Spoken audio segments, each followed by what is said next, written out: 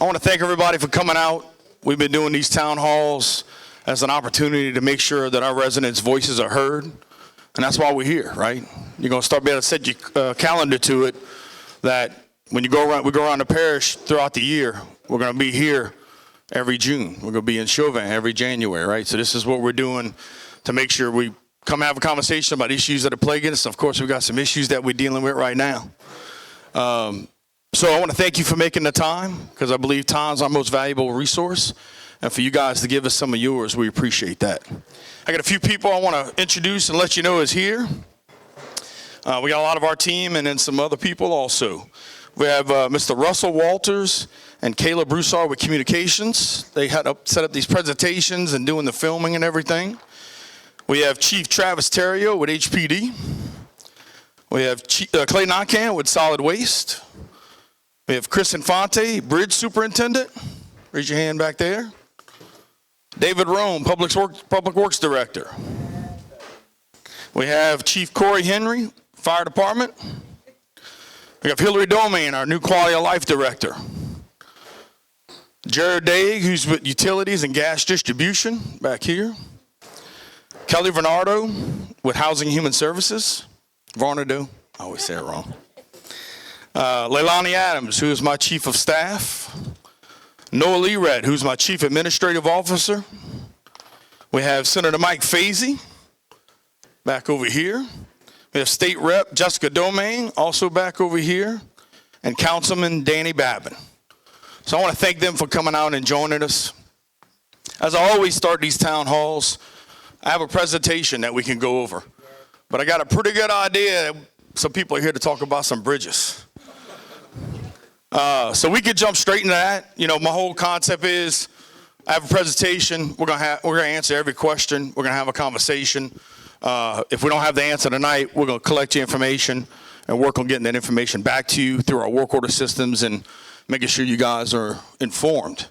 And so by show of hands, I always say, you want to go into the presentation or y'all want to talk about some bridges? Anybody? Bridges? All right, so I declared a state of emergency. And, you know, people say, well, you know, why you did that?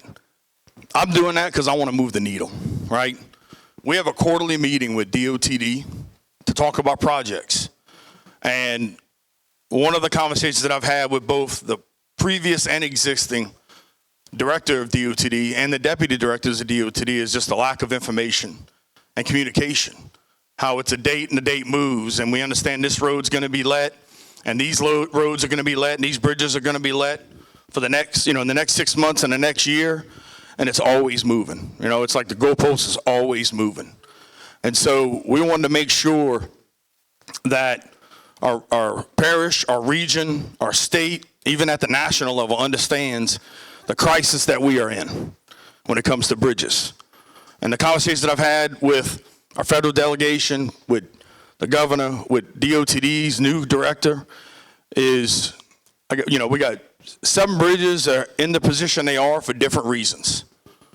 And in 1 week, I had a gear fail on a bridge that was already down from Ida, which is just crazy when you think about it, and a bridge that got hit with a barge on one bayou. And so we have communities and families that are one bridge away from being on an island, and that's unacceptable. And whenever I look at something like the Daigville Bridge that has a Buy American requirement because it's a state bridge that's federally funded, and the waiver process to get rid of that Buy American process is a year, and that bridge is going to be down to at least August to get the part and October to get it fixed when I get it done by the road, down the road where I've already checked, in 3 days. What do we got to do to get that bridge back in order? We're in the middle of hurricane season. This is going to affect our evacuation routes. It's affecting our daily lives. We have businesses that barely made it through the Robinson Canal that probably won't make it through the Boudreaux Canal. We got to get something done. We got to do something different.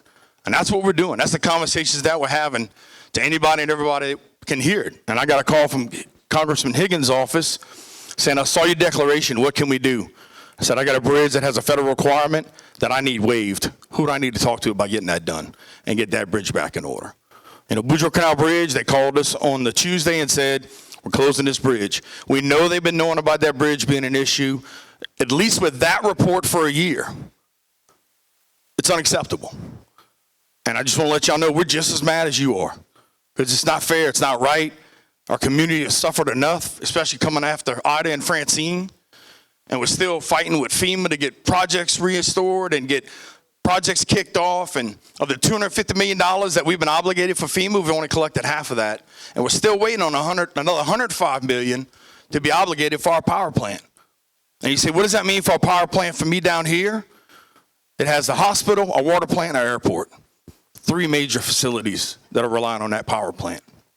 But yet, FEMA's been telling us on that project, had a meeting in February, 30, 60 days, 45 days. It's got to go to Corps of Engineers for review, another 45 days, another 60 days. And enough's enough. And it's time that everybody else hears our voice about what we want to do and make sure that our community's taken care of and get these bridges and roads fixed to the standard that we deserve. And I'm telling you, we're having conversations about, people, what belongs to the state, what belongs to the parish. We don't care. For us to cut all the grass that belongs to the state and the parish, that's $1.6 million. The road work that's being done right now by DOTD and expect to be done for the next year is about $20 million. I have a $260 million budget that stuff's not in. So if every dollar I spend takes away from something else we have going on down here. And so as we have these conversations, we're taking over more grass cutting for DOTD. We see a pothole and we get cars that hit it and bust their tire that belongs to the state. Our team has the cleared approval right now. You wait as long as you think you need to wait for DOT to fix it, and then if they don't, you go fix it. And we're out there fixing potholes and doing everything we can to cut edges around bridges that people can't pull out and see. We're also cutting that. So the parish is doing stuff. And our first meeting with DOTD, back when I first took office, was how can we work together and how can I help you? If you can't get to it, what can we do?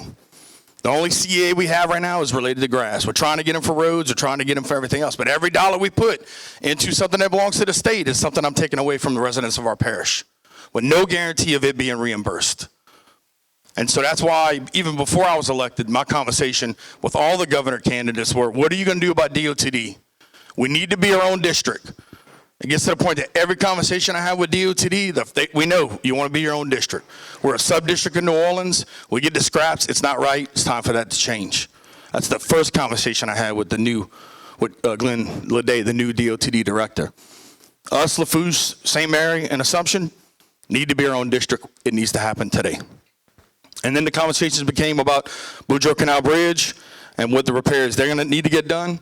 But we're asking questions like, can we open it to one lane? Can we open it to car traffic? Can we have a weight limit situation where 18-wheelers maybe aren't allowed on it? What can we do to get these bridges open faster, sooner, thinking about every other opportunity and every different way that we can, again, order a cable right here in Terrebonne Parish and get it installed on a bridge and get the Davie Bridge back open? Why should we have to wait till October? It's unacceptable. And now you've seen the governors making changes, right? We have a new director for DOTD. He's going to undo 30, 40 years of changes. And he's doing everything he can. Things were passed in the legislative session this year to make some changes also. But at the end of the day, we want y'all to know we're in this with you. We're fighting this fight. It's not acceptable. And we're meeting on a regular basis and texting and calling on a regular basis going, there's got to be another way. There's got to be a different way because it's unfair to our citizens. And we had a situation with one of our employees of somebody that got stuck in a leg in Cocodrie and 30 minutes to the hospital. Thank goodness they didn't hit an order. They'd be dead. And that's a story that we're telling to our legislative people and to our federal delegation. This is people's lives, right? There's no reason why there should be a 50-mile detour, 70-mile detour for whatever it is. And then to combine that with the fact that Bayou Sally Road is not safe. The curves are bad. The grass isn't cut. I said, and on top of that, the businesses and what this is going to do to put them out of business. And that's why, again, we did a video. We're going to do some more videos. It won't be because we're not screaming at the top of our lungs that this needs to be fixed. And we want to do anything and everything. And if anybody's got ideas here today, let's talk about them. Let's see what we could do. And let's make sure that, again, that we are doing everything we can to take care of our residents. So that's my spill on the bridge. If y'all want to go into some questions or comments or anything, anybody's got anything, we're not leaving here till everything's addressed and answered and or talk about. And if we don't give it to the presentation, I'm okay with that too. We can always come back and do that another day. Anybody? Yes, sir. The Buquet Bridge. All right, so the Buquet Bridge, you know, when I look at a conversation, and some of this is my slide presentation, the parish had $65 million worth of insurance money. The power plant alone is a $170 million project. So there's only just so much we could fix with the money we have. That's when FEMA steps in. And so through working with FEMA doesn't get involved till the insurance is worked out. So we had to sue our insurance company, and that wasn't settled to the end of 23, beginning of 24. At that point, FEMA says, okay, we got to figure out how much it's going to cost to replace versus rebuild. They got to have the 50% rule conversation, right? That conversation is still being had to this day on the 2 DA buildings and the Senator Circle and the high rise, the Bayou Towers. They still haven't determined if that stuff is 50% damaged. But on the Buquet Bridge, they determined it was. So part of that conversation was, what are we replacing? What are we fixing? Can we put a temporary bridge? They said a temporary bridge is going to take just as long as a permanent bridge. In a similar situation with Boudreaux Canal, if that bridge fails and we got to put a temporary bridge, the Coast Guard's going to have to make a decision on if we have to open it to marine traffic. A temporary bridge that doesn't open to marine traffic is $4 million. A temporary bridge that does open to marine traffic is $8 million. You're probably talking about a year at least, if not longer, to get that built, right, for Boudreaux Canal.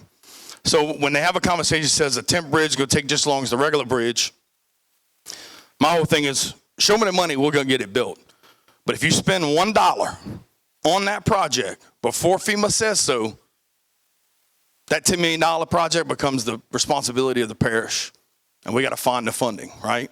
Our match on the power plant for our deductible is $18 million. Our match is $18 million. Our deductible is another $33.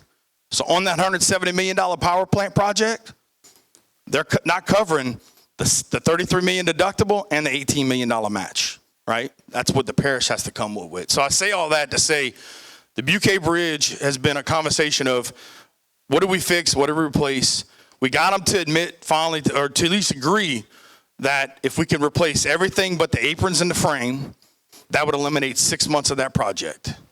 That project has started. I was hoping to have some pictures of it. It's stuff being worked on. It's not being worked on here yet, but stuff is being worked on. They're telling us that bridge should be up and running by the end of 26. And that's unacceptable 4 years after the storm.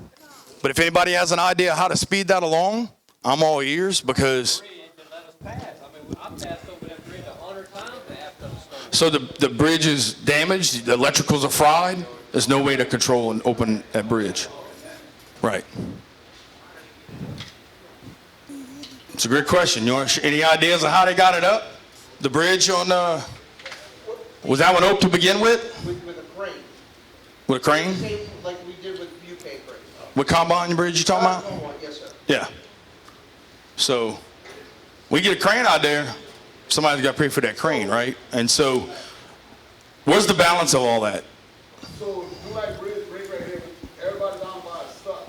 Is there any idea of like maybe a ferry from right here on Very Big to the Coast Guard homes where they can at least travel across?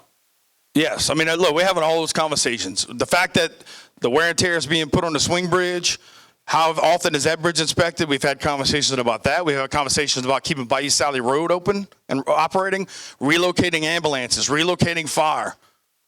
Everything that we could make sure that our residents don't get put on an island is all things that, again, once I declared the emergency, by the way, things like permits and certain different rules and all that stuff ceases to apply. We're working on having a conversation with the AG to understand how much power I can have with that executive order that I could just maybe go change some cables. Now, once we start changing cables, we're part of that liability, but I'm okay with that. Like at this point, and I get told this from DOTD on a regular basis, if you fix that hole, you're going to be part of liability. I say I'll take the liability of a vehicle being wrecked and maybe a little damage to it every day over the liability of somebody dying because we didn't fix something.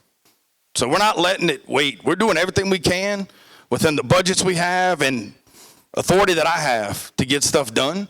And again, we already having a conversation, and Danny, I know has been part of that conversation. Kim's been part of that conversation of this is now putting a load on this bridge. You know, it's no different than we have a conversation about Brady Road and trying to get that bridge built, because right when we were getting ready for the hurricane, we had 6,700 dump trucks to go across to lay dirt in that Brady Road area to build up a levee that was falling before the hurricane hit, right? We had to use a barge for that. You don't think we're going to use a barge or whatever, ferry, whatever it's going to be to make sure people aren't stuck? I'm telling you, you have our commitment to do whatever it takes. And that's why we declared this emergency, because it allows us a few more opportunities. And as much as we can push for those opportunities to make sure we take care of our residents, we're going to do it. Yes, sir. Were you given a time frame on that Attorney General's opinion to give some clarification? No, sir. We're waiting, but while we're waiting, we're pushing. I understand, but you will get government. I hear you. Well, we declared emergency. Just with that, we've seen some things happen already that maybe wouldn't have happened, right? So, again, having our congressman reach out to us and say, what can we do? Having conversations already with the DOT. The announcement that was supposed to be delayed got pushed up. Again, the more we spread our message, the more we talk about what's going on, the more we offer up solutions of how we think we can fix it faster, quicker, cheaper, the more I think we move the needle. I mean, with your legal counsel, and y'all got a pretty good idea of what you're allowed to do and that, so I know when you're going to get into the more technical things, and it's appropriate that you ask that Attorney General's opinion. Right. No, we're going no stone unturned. And again, while we're waiting on that, we're doing other things, you know. And I've already talked to DOTD against for the Dageville Bridge, and I look at this like conversations with Higgins's office about, do we get an Army Bridge out there for Boudreaux Canal? You know, it's like, well, for you to get that prep to even put a bridge there, the best opportunity for quickest return to service is the plan they've laid out, which is a beam a week for the next 4 weeks for that bridge to be open on July 21st. I don't think anything beats that at this point, right?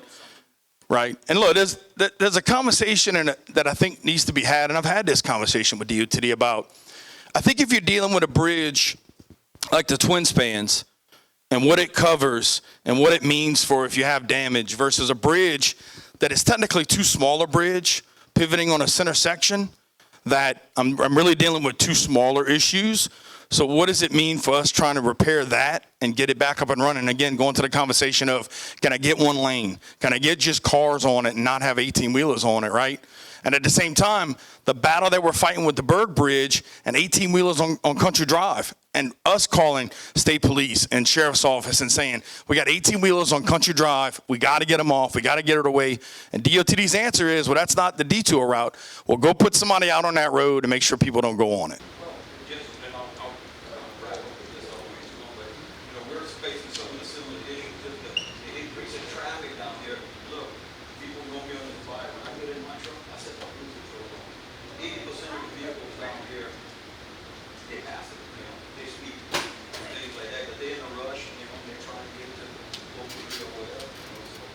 And that's the conversation also. When we talk about the fact that we have more traffic coming through here, right? Again, what does it mean for emergency services, for sheriff, fire, ambulances? With this emergency, let's put some ambulances out. Let's put some more sheriff's offices out. Like, there's emergency funds at the state level that hopefully we get opportunity to tap into to address a lot of these issues that we're already starting to see with this bridge being down like it is, you know? And not afraid to have a conversation. Pontoon bridge. So we're through the review process. Do we have a date yet on repair time? I know we're doing a walkthrough tomorrow. Yes, sir. We are meeting the contractor who's representing the company that hit the barge approach. We're doing a walkthrough with them tomorrow for them to begin with that. We already figured out about $1 million worth of damages. You know, and that's where we're working to make sure, again, our goal is to get that bridge back in service as soon as possible, which is one of the reasons why I declared the emergency, is we get to skip a lot of the permit stuff that you would normally have to go through. That bridge gets knocked a lot of times with offshore boats and stuff. Don't think the time should sue the hell out of them. If they don't think twice before hitting the bridges, because that pontoon bridge keeps getting hit often. Right. So it seems like the parish would say, hey, why should we spend the money? That big tugboat, whatever hit that pontoon bridge, they're the ones that should pay for it. They are paying for it. And not just for a little bit of half. So I'll explain the process. We go through and we get our engineer representatives to go evaluate what that bridge damages look like and what it looks like it's going to cost of repair. And we're going forward with that. We come back around to say, hey, I need you to pay for this, and if it involves a lawsuit or not. But we've already identified it's $1 million worth of damages, and we're pushing forward to get that done as soon as possible, right? We're going to have a lot more information as of tomorrow with this meeting to say this is the direction we're going in, and we're all moving forward together. And as soon as updates come out on that bridge, y'all going to be the first to know. Because the Dulac bridge breaks. There's no way to reach from Lord Dulac to get out without that pontoon bridge being Right. fixed. Yep. You know what I mean? Because that Dulac bridge is in bad shape too. Yes, sir. You know what I'm talking about? Yes, sir, I do. One other question. Why is the Deadville Bridge up when there's hardly no boat traffic? I know it's a state bridge, right? So it is. The conversation I've been having, and Should be down. the problem they have right now is a girder's bent. So I'm trying to understand why they hadn't fixed that girder yet. And in the state's eyes, they say it's unsafe. And I go back to the same conversation on that bridge that I'm having on Boudreaux Canal. Can I open it up to cars? Can I do something where if this side's damaged, do one lane? And again, before the new person got put in place, we've been asking those questions and not getting a yes. And I'd go all the way up the chain and ask those questions and not get a yes. Whereas I get a phone call from the director that's in place now, and we're already having these same conversations. And again, I'm telling him I can have that cable done in 3 days. Let's go. What we're waiting on. Now, the problem the state has to decide on is if they do this without the federal government's support, the state has to pay the $1 million damages that are on the Dadeville Bridge. But again, when we get back to that emergency conversation, that should be an opportunity, a bucket of money that we should better go after to make that happen. So. Sounds like a lot of conversations in 4 to 6 weeks for a conversation. I mean, that part there is kind of. Amen. I'm going to agree. I agree with you, right? Like, I mean, what are they using for communication? The box with the note on the stick? I can tell you we're using phones and text messages and in-person meetings and going to them if they won't come to us. And at the end of the day, look, at the end of the day, we're dealing with some local people here that I know are working hard. But if the people above them are saying no, or the people above them are saying, well, that's a New Orleans sub-district, you know, that they got to do this first before they do that. That's why I can't fault the people that you're going to see on the roads around here doing the work and the people that we're communicating with on a regular basis. It's got to come from the top, though, right? And with the governor's commitment to reorganizing DOTD, the person he put in place is somebody I know can get it done, right? That person's been in place since Thursday, but officially since Monday. And I think that change, I understand that change happened because of where we got to where it was. I'm aware of a conversation that the governor had where DOTD came in and said of the 700 bridges in the state that need to be fixed, we'll get to 14 of them this year. And he said, go back to the office, fire everybody, because that's unacceptable. And again, it's you know, we're going to try to undo 30, 40 years of bureaucracy. You know, I look at the two biggest bureaucratic agencies, DOTD at the state level, FEMA at the federal level, and you look at both of the conversations right now about destroying both of those organizations, recreating both of those organizations, and a FEMA perspective, sending the money to the state, because we're still working to try to get money from FEMA 4 years after the storm. And we've had conversations with every congressman, every FEMA person, and everybody we can. But at the top level, that person's giving us yes or no's. And in a lot of situations, we've been dealing with a lot of no's. And now I think, again, when I look at the fact that the definition of insanity is doing the same thing, expected a different result, when they say they're going to take the money from FEMA and send it to the states, let's give that a shot because everything else hadn't worked yet, right? And look, when I'm telling you, I'll get a project today. And it's related, there's conversations about, well, this building's historical and you can't do this and you can't do that. It's time to put all that to bed. It's time to go, we got to get things fixed. We got to get things working. And we got to eliminate some red tape and some bureaucracy through this process. And as you can see, we got Fox 8 here tonight because our voice is being heard. And people, like, it's time for change to happen. It's time for things to get moving faster. I agree with you, 100%. We are working on that, trust me.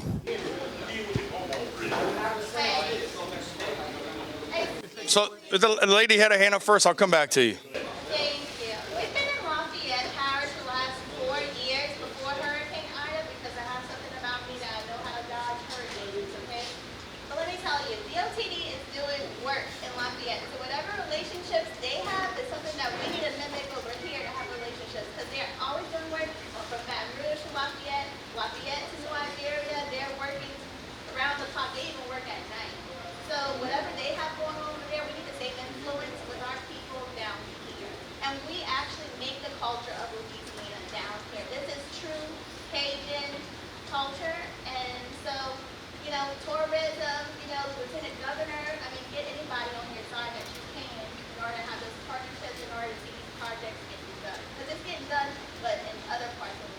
Well, look, I got to say this right now. We have $20 million worth of projects that are going to be done within 25 and 26, right? But the problem is when you look at something like the Boudreaux Canal Bridge, again, they knew about these issues on the report a year ago, and that project's not slated to happen for another year, right? If the state could have the money and do it and figure it out, I mean, if the parish could have the money and done it and figured it out, we'd have fixed it already, right? And I do have to make sure that, again, if I use that money on that project, I got to take it away for something else over here, which is why, again, how much does it cost state grass? Right now we have 5 things. We just took over Martin Luther King that the parish is now cutting that for the state, so they don't have to deal with it anymore, because the same people that cut grass are the same people that fix potholes at the state. So when they're going around and doing their circuit for grass cutting, and then they get to a big pothole issue, they got to stop cutting grass and they got to go work on it. I said, hey, give us the money, let us fix it. That's why I declared the emergency at St. Charles and Tunnel, right? We showed up on a Wednesday to get it done. They had it fixed on a Saturday. So I'm being rewarded for my bad behavior executive order. Here we are with another one, right? I'm going to come back over here. And you said Combine Bridge. Yeah. My deal is, do y'all keep inventory of spare parts? So the problem with, right, the problem that I see with the lowest bidder getting the award every time on a bridge is that every bridge is different, right? So when they build this bridge this year and they have this technology and this opportunity and this gears and these, no different than when you build a boat or build a house or whatever it is, right? So what happened, I got to give our team credit, because when the Combine Bridge went down, we got that bridge back up and running, right? Yeah, I understand. What I'm getting at is there's 4 pulling units on this bridge. You should have a spare. One spare, I mean, that's all the replaced last time. You had to get it done at the machine. Right. I mean, why we can't have an inventory? I know they might be all specialized, but built differently. Why can't, in the business I was in, we always had spare parts. We do have spares. We do have spares, but to have a spare for every different type of bridge, right? That's a budget conversation at that level, right?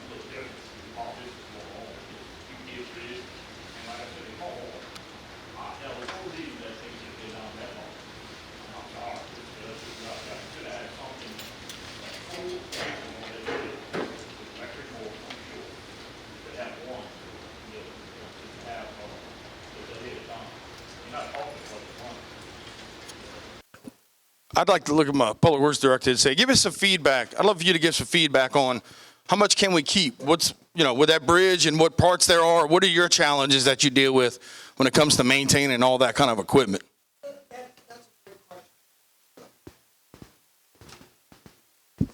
So thank you for that question, and you make a great point. But Mr. Badron hit on the perfect point. We have 13 movable bridges in Terrebonne Parish, right? 4 of them are lift spans. All 4 of those bridges are exactly different. All 4 of those bridges were built, Chris, over 30 years ago. For the Combine was 60. Okay, so there are various years, so various technologies. What broke on the Combine this go around was the gearboxes themselves. Okay, there's no way to store those without having a lot of facilities to work them, because again, it's a gear, right? If it would have been one gear, we would have never had a problem.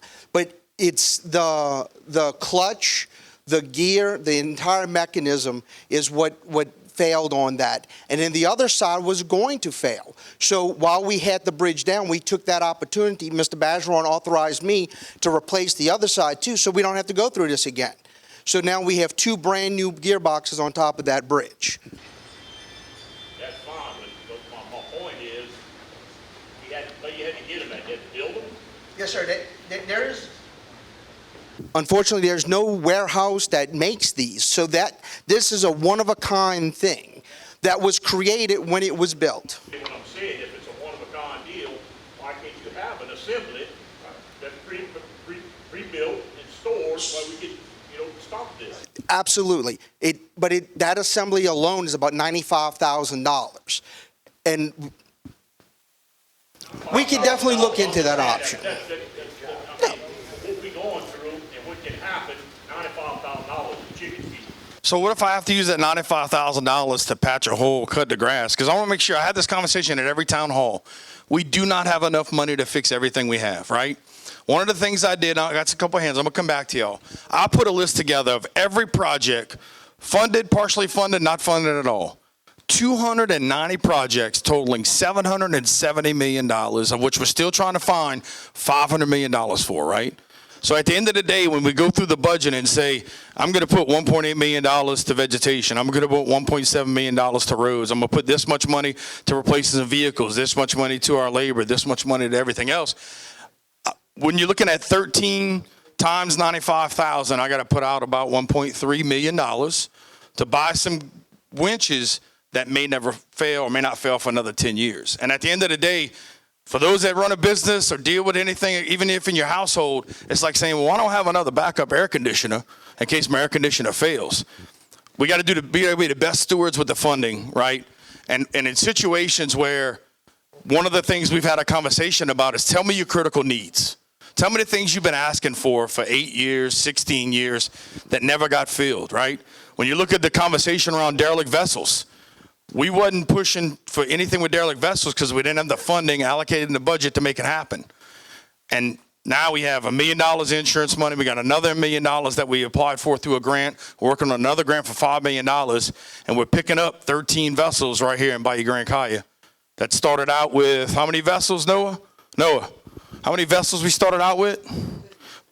No, we have 14 now. How many we started before that? It was like 33. So we notated that 33 vessels needed to be cleaned up on the bayou. And as soon as we started letting people know and having conversations, that number dropped to 14 because the other people took care of their business, right? So I'm spending public dollars to clean boats out of bayous that belong to people. I've tore down 191 properties in 2024 alone of property owners that don't take care of their properties and demolish them like they should, right? So when I'm saying all that, it says we definitely work on our teams to keep every port in stock that we can. And when opportunities arise that we can fix everything, we're doing it. And I want to give y'all all the information that says, hey, y'all got a better idea, a different idea. We're all for it, right? But we appreciate your feedback, and we're working on it. Right. I agree. I agree with you. Right, and I hear you, man, but just as many people, look, until that bridge went down, everybody was complaining about the boats, and everybody was complaining about the grass, and everybody, you know what I'm saying? So as a whole, we got to address derelict vessels. Now we have a process in place, 30 days to fix it, and we're going to take care of it, and what situations we can to build that back or seize that property. But at the end of the day, we got to take care of it all, and the balance of it all for all of our residents, right? And whenever I do something, half of them not going to like it right off the bat, and that's okay. We try to get back to them again, but we appreciate your feedback. And again, not trying to make excuses. I want to give facts. I want to give information. I want to say, hey, look, we're going through the budget line item by line item to make sure that we can do everything we can to spend the money we collect as efficiently as possible. Go ahead.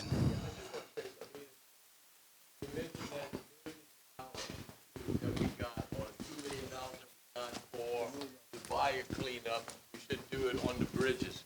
That's federal dollars. No, well, and maybe I misunderstood you, but what my point I want to make is when we get grant money, when we get money for specific projects, it has to go to those specific projects. Would we like to spend them somewhere else? Sure we would, but we can't, you know.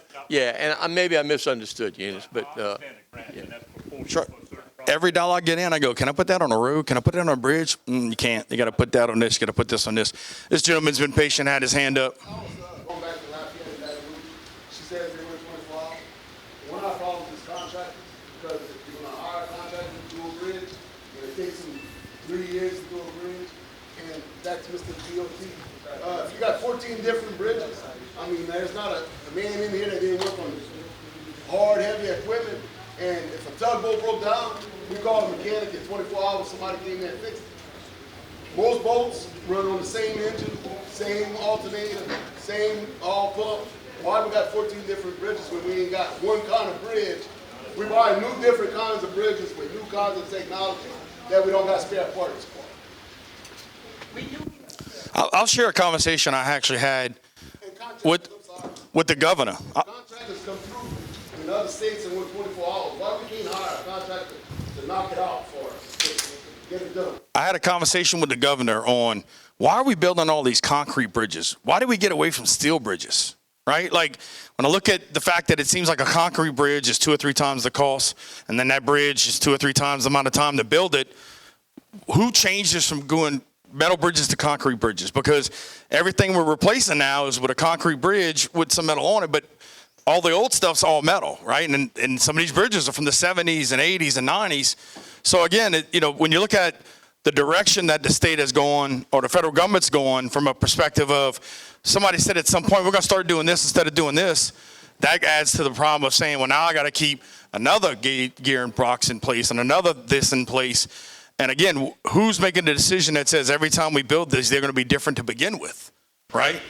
And I can't quite understand why we're building these big, massive bridges where no boats pass. The end of Grand Cayo Road, basically cars, no boat. No big tugs, bird, same thing, no big. So we've had questions about why do we have a bridge tender on the Butte Bridge, right? Coast Guard, right? It's the same conversation that I reached out to the Coast Guard and said, if there's an opportunity for us to close, and not saying that this is even going to be popular, but if for some reason we could put a temporary stationary bridge for Boudreaux Canal, and having conversations to say, I know there's other ways to maybe get around and things, but we could decide, the state could agree, we could all be on the same page, and then the Coast Guard says, no, not going to happen. So I'm having those conversations now that says, who's the person that has to make that decision? And in fact, I'm having a call with them tomorrow, if I'm not mistaken, to say, what drives you to say whether or not you're going to make us open this bridge to bridge traffic? Because when I look at the Dageville Bridge, and I think they get 60 boats a year with Dageville Bridge, again, why isn't it, if the problem's the cables and the weight's not on the cables when the bridge is all the way down, open the bridge to vehicle traffic. But when DOTD says no, then the head of DOTD and or the governor are the people that need to make a decision about make it happen anyway, right? And if the bridge opens only 60 times a year, why the cables ain't holding up? So that bridge in that particular case tried to pull itself apart. There was a failure of equipment, and that bridge basically tried to pull itself apart. And when it did that, it pulled the cables out, it bent the girder. I mean, it was a malfunction. That's what you look at. We got bridges that are under construction that are a year past being open when they should. We got bridges that were damaged for the hurricane. We got bridges that have malfunctioned. Every opportunity and every different funding source, whether it be parish, state, federal, FEMA, that's what we're dealing with right now across the parish. What does our state representative say about all this? Did they get back with you, did they talk to you about it? As far, What they doing about it? I mean, That's your question. they're welcome. I've been in touch with Jason. I even told him when they start changing the beams on the Boudreaux Canal Bridge, me and him will go inspect it and not let no crap like when they redid it. They bolted a bunch of brand new beams, a bunch of rotten beams, and who let them do that? I have no clue. So we're on top of it. I've met with the governor twice so far. I've met with the Secretary Ledet a couple of times, keeping them in touch with him. We're doing all we can. But the thing is it went too far from the previous administration because I've been there 6 years now, and I've been trying to get DOT to be totally transformed for 6 years, and we're finally doing it. Because it's totally broke. I mean, I know Jason can't do it all. We don't have our state representatives trying to push and get this money, get those bridges. well, Jason, have I been in touch with you? You have, sir. Yes, and look, if you don't think I am ringing every phone or every person and making trips and doing wherever I got to go and whoever I got to talk to, and again, coming to them and saying, have y'all thought about opening the bridge to car traffic only? Maybe that triggers somebody going, that's not a bad idea. Maybe the issue that we have is that the safety problem happens if an 18-wheeler goes across it. Now, I hate to close it to 18-wheelers, but I'd rather have it open to a car and an ambulance or a sheriff's car, right? At the end of the day, again, what can we do differently or better? That's the question I keep asking. Thing to say. You see the cones on the twin span, because you got to get it down. It took me 2 weeks just to get cones put on it. I had to actually design it and send it to them. That's ridiculous. And you know what's funny? Independently, we were both having that conversation, and I called DOTD and said, I've had a couple near misses. I need that lane closed down earlier than at the bottom when somebody's trying to make a dash for a lane at the end of the day. So through both of us doing that, 2 to 3 weeks to get that done at that level. And again, when I go back to the bureaucracy within DOTD, and that the salaries in DOTD alone are about $500 million. But you're not going to fix that overnight. But I do believe we have the right leadership in place right now. And we've had some phone calls about, let us get the cable done. Let's open it to one lane. And let's try to figure out some ways that, look, historically government, nobody gets rewarded for taking chances, right? But what I've done with our teams is, how would you fix this? You've been doing this job for 20 years. How would you fix this? What do you think we should do? I just got here. David Rome's been here a long time. What do you want? What do you need? You need some gears? Let's get some gears. You tell me you need something and we can't find the money for it, I'll go find the money for it, which is how we found $1 million to clean up vessels in Bayou Terrebonne on top of the $1 million we had, and we're working on another 5, right? We have 232 derelict vessels and 4 bayous. So I hear that maybe equally or not as important, but I know we've had some navigational issues. And so the next storm that comes up takes these 232 vessels that are already in the bayous and throws them into another vessel, into a bridge, into somebody's house. And so again, I feel like we have a responsibility to, even if we didn't make the mess, even though we inherited the mess, and that's why my slogan's been from the beginning, moving Terrebonne forward. It doesn't matter why we got here. It doesn't matter who did what they did before. What do we do starting today and moving forward, and have residents be involved in the conversation and have employees be involved in the conversation? And when I have a meeting with all our representatives, we talk about capital outlay to make sure we're all on the same page of what money we want to go get at the state level, even if it's not the same as what's been the previous years, and getting with our council members and saying, what projects are important to you? We're gathering all this data, putting all these wish lists, ranking priorities, and go and find the funding to get the money for what's needed to help our residents. And I'm telling you, safety is the number one thing. And that's why if I got to go shovel a pothole myself, I'm going to go do it. But in most cases, Public Works guy's handling it already, because I've given him the authority that says, I don't care if it doesn't belong to us. If you think it needs to get fixed, get it fixed, make a list, and I'm going to take that list to DOTD or whoever it is, and I'm going to say, we spent $1 million this year fixing stuff that you guys wouldn't get to or couldn't get to. I need that funding back, right? And giving examples of how I know we could do it cheaper, more cost effective, and faster. And we're doing that every day. Come here and come here. So they're replacing 4 floor beams, right? If you go on that bridge now, you're going to see stuff that's rotted out. They're telling us it takes a week to replace 1, to replace 4, the bridge that should be completed, look, barring weather, barring whatever, right? But by July 21st, if that repair takes, that it's back open on the 21st. And then at that point, say it, what's that? Why are we talking about putting a temporary bridge? Because if that repair don't take, we got a whole nother conversation we got to have. Right? And again, if that repair don't take, you back into that conversation that says, can we open up 1 lane? Can we open up to car traffic only? But what is the long-term plan with the fact that that bridge is not supposed to start construction until July? Because they're going through the land acquisition process right now, right? So they got to talk to the landowners about getting that bridge. They're building a new bridge that starts in July of 26, and that bridge is expected to take 3 years. So if this repair doesn't take, what is plan B? And that's where you get into a conversation about a temporary bridge. Right. Just for clarification, that new bridge is going to be side by side? Side by side. The other one is still Right. going to be operational? Well, The look, other one is being built, correct? and we've had the conversation for over a year now that says, I know you're building a bridge on the side. What if that bridge fails? What does that mean? Can we get a temporary bridge? We don't have the funding is what we're being told. And I go, now that I got an emergency in place, and now that we have a hurricane season, we got hurricane evacuation routes, maybe there's some emergency money somewhere now that we declared this emergency that says, now we got the funding for temporary bridge. Or again, maybe now everybody understands how important it is that, as I'm having conversations with some of the news crews, they're like, I want to see the bridge. I'm like, well, right here at the tower, we're on by Terrebonne. There are 3 on this one, and there are 2 on that one. You could drive, when you drive on either road, you're going to see the problems that we have. With one of them starting right there. Yes, sir. I just want to say that many of y'all remember when the levee system was going to leave out everything south of the UK Bridge? And every politician said, oh, I'm so sorry for y'all, but we just can't save everybody. And we had to start a church-related, all our churches speak about together on the body, we started a campaign. And when our politicians said we couldn't do that, we turned to a national level. And we got people all over the country to back us. They were trying to tell us that it was shorter to go around the Lake Boudreaux and go around and lower Dulac and lower Dulac, the whole bit. And that's the future of Terrebonne Parish. Every part of Terrebonne Parish is important. Shrimpers Road, there's a bunch of businesses down there that I heard because UK Bridge is out. You know, I live on Coast Rock roads. Sometimes when your back is against the wall, you gotta stand up. And we had to fight. We're very happy we did. The levee's 5 miles further south. Terrebonne Parish has a future because there's a lot of docking space.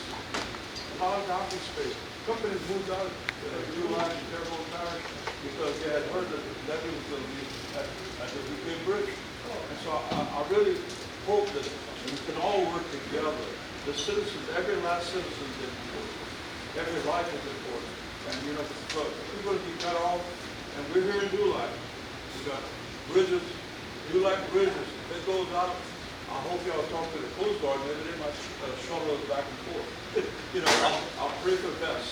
But we got to be aware. We're in hurricane season, and we're going to have some kind of alternative idea if the worst comes out. When I look at cutting through red tape and trying to push things forward, right? And Shrimpers Row, right?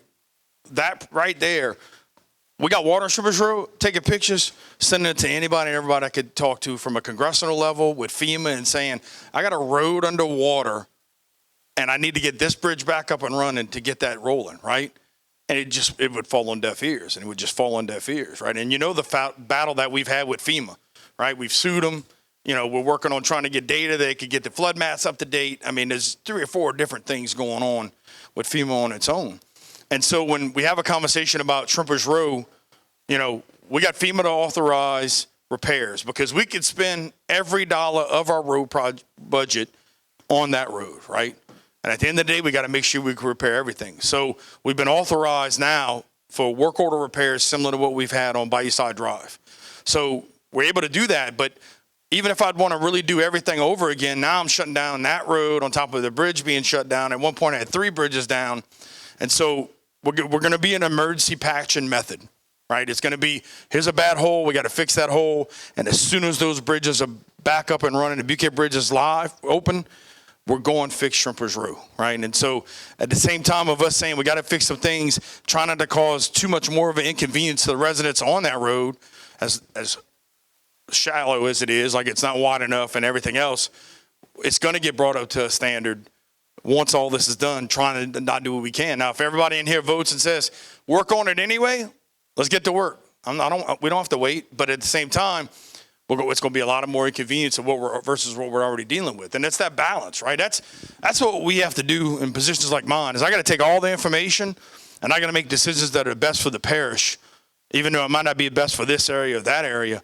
Because if I make a decision just for one area that hurts our entire parish, it sets us back. And sometimes we got to make tough decisions. But to know that, again, every opportunity and every conversation, and Mike, what do you think we should do? And David, what do you think we should do? And hey, let's all get up, go together, go to Baton Rouge and go sit in somebody's office and say, this needs to change right now. We're not leaving. We're going to strap ourselves to the chairs, right? And through all that, still not getting some things happening. I believe some things will happen. It's never going to be fast enough. We're never going to have enough money. So we got to do the best we can with the funds that we have and make a best decision that's going to benefit Terrebonne Parish as much as we can in everything that we do. That's my responsibility. Dan's responsibility is to take care of his district. But sometimes he's got to make decisions for the parish that might not be good for his district, because as a whole, we have to make sure the parish is continuing to move forward, right? Give you a good idea of what we're talking about. Prior to Hurricane Ida, the Bayou Bridge, everybody knows what that is. It's not really a bridge, it's culverts, okay? The culverts were ordered for that bridge. It came in 3 weeks or 2 weeks, David can correct me on that, prior to the storm. UK Bridge gets hit. What are we gonna do? Shut down Shrimpers Road to change that? Mr. Rome, and this was the last administration, Mr. Rome and I had plenty of conversations. He made the decision to pack it with limestone and then cover it with blacktop. Is it the prettiest? Is it the greatest thing in the world? No, but it's lasted this long because we don't have the luxury to shut that road down simply because of the UK Bridge. And it's the same thing with the 7100 block between the two bridges, okay? We all know that needs to be raised because when we get a high tide, then the post office, the mailman game can go down. So it's anybody below there that's getting their prescription medicine. We take all of those things into consideration. I hope y'all realize, you know, we're not here to make excuses. We're here to give explanations, okay? And sometimes our hands are just tied. I just wanted to bring that up because Jason and them get tired of hearing me talk about Shrimpers Road. And no, I'm just kidding. I never get tired. He's wrong, I never We get own that tired. conversation. We own that conversation weekly about Shrimpers Road, about the pontoon bridge, about the swing bridge here by Dulac. We talk the Buquet Bridge, all of them, okay?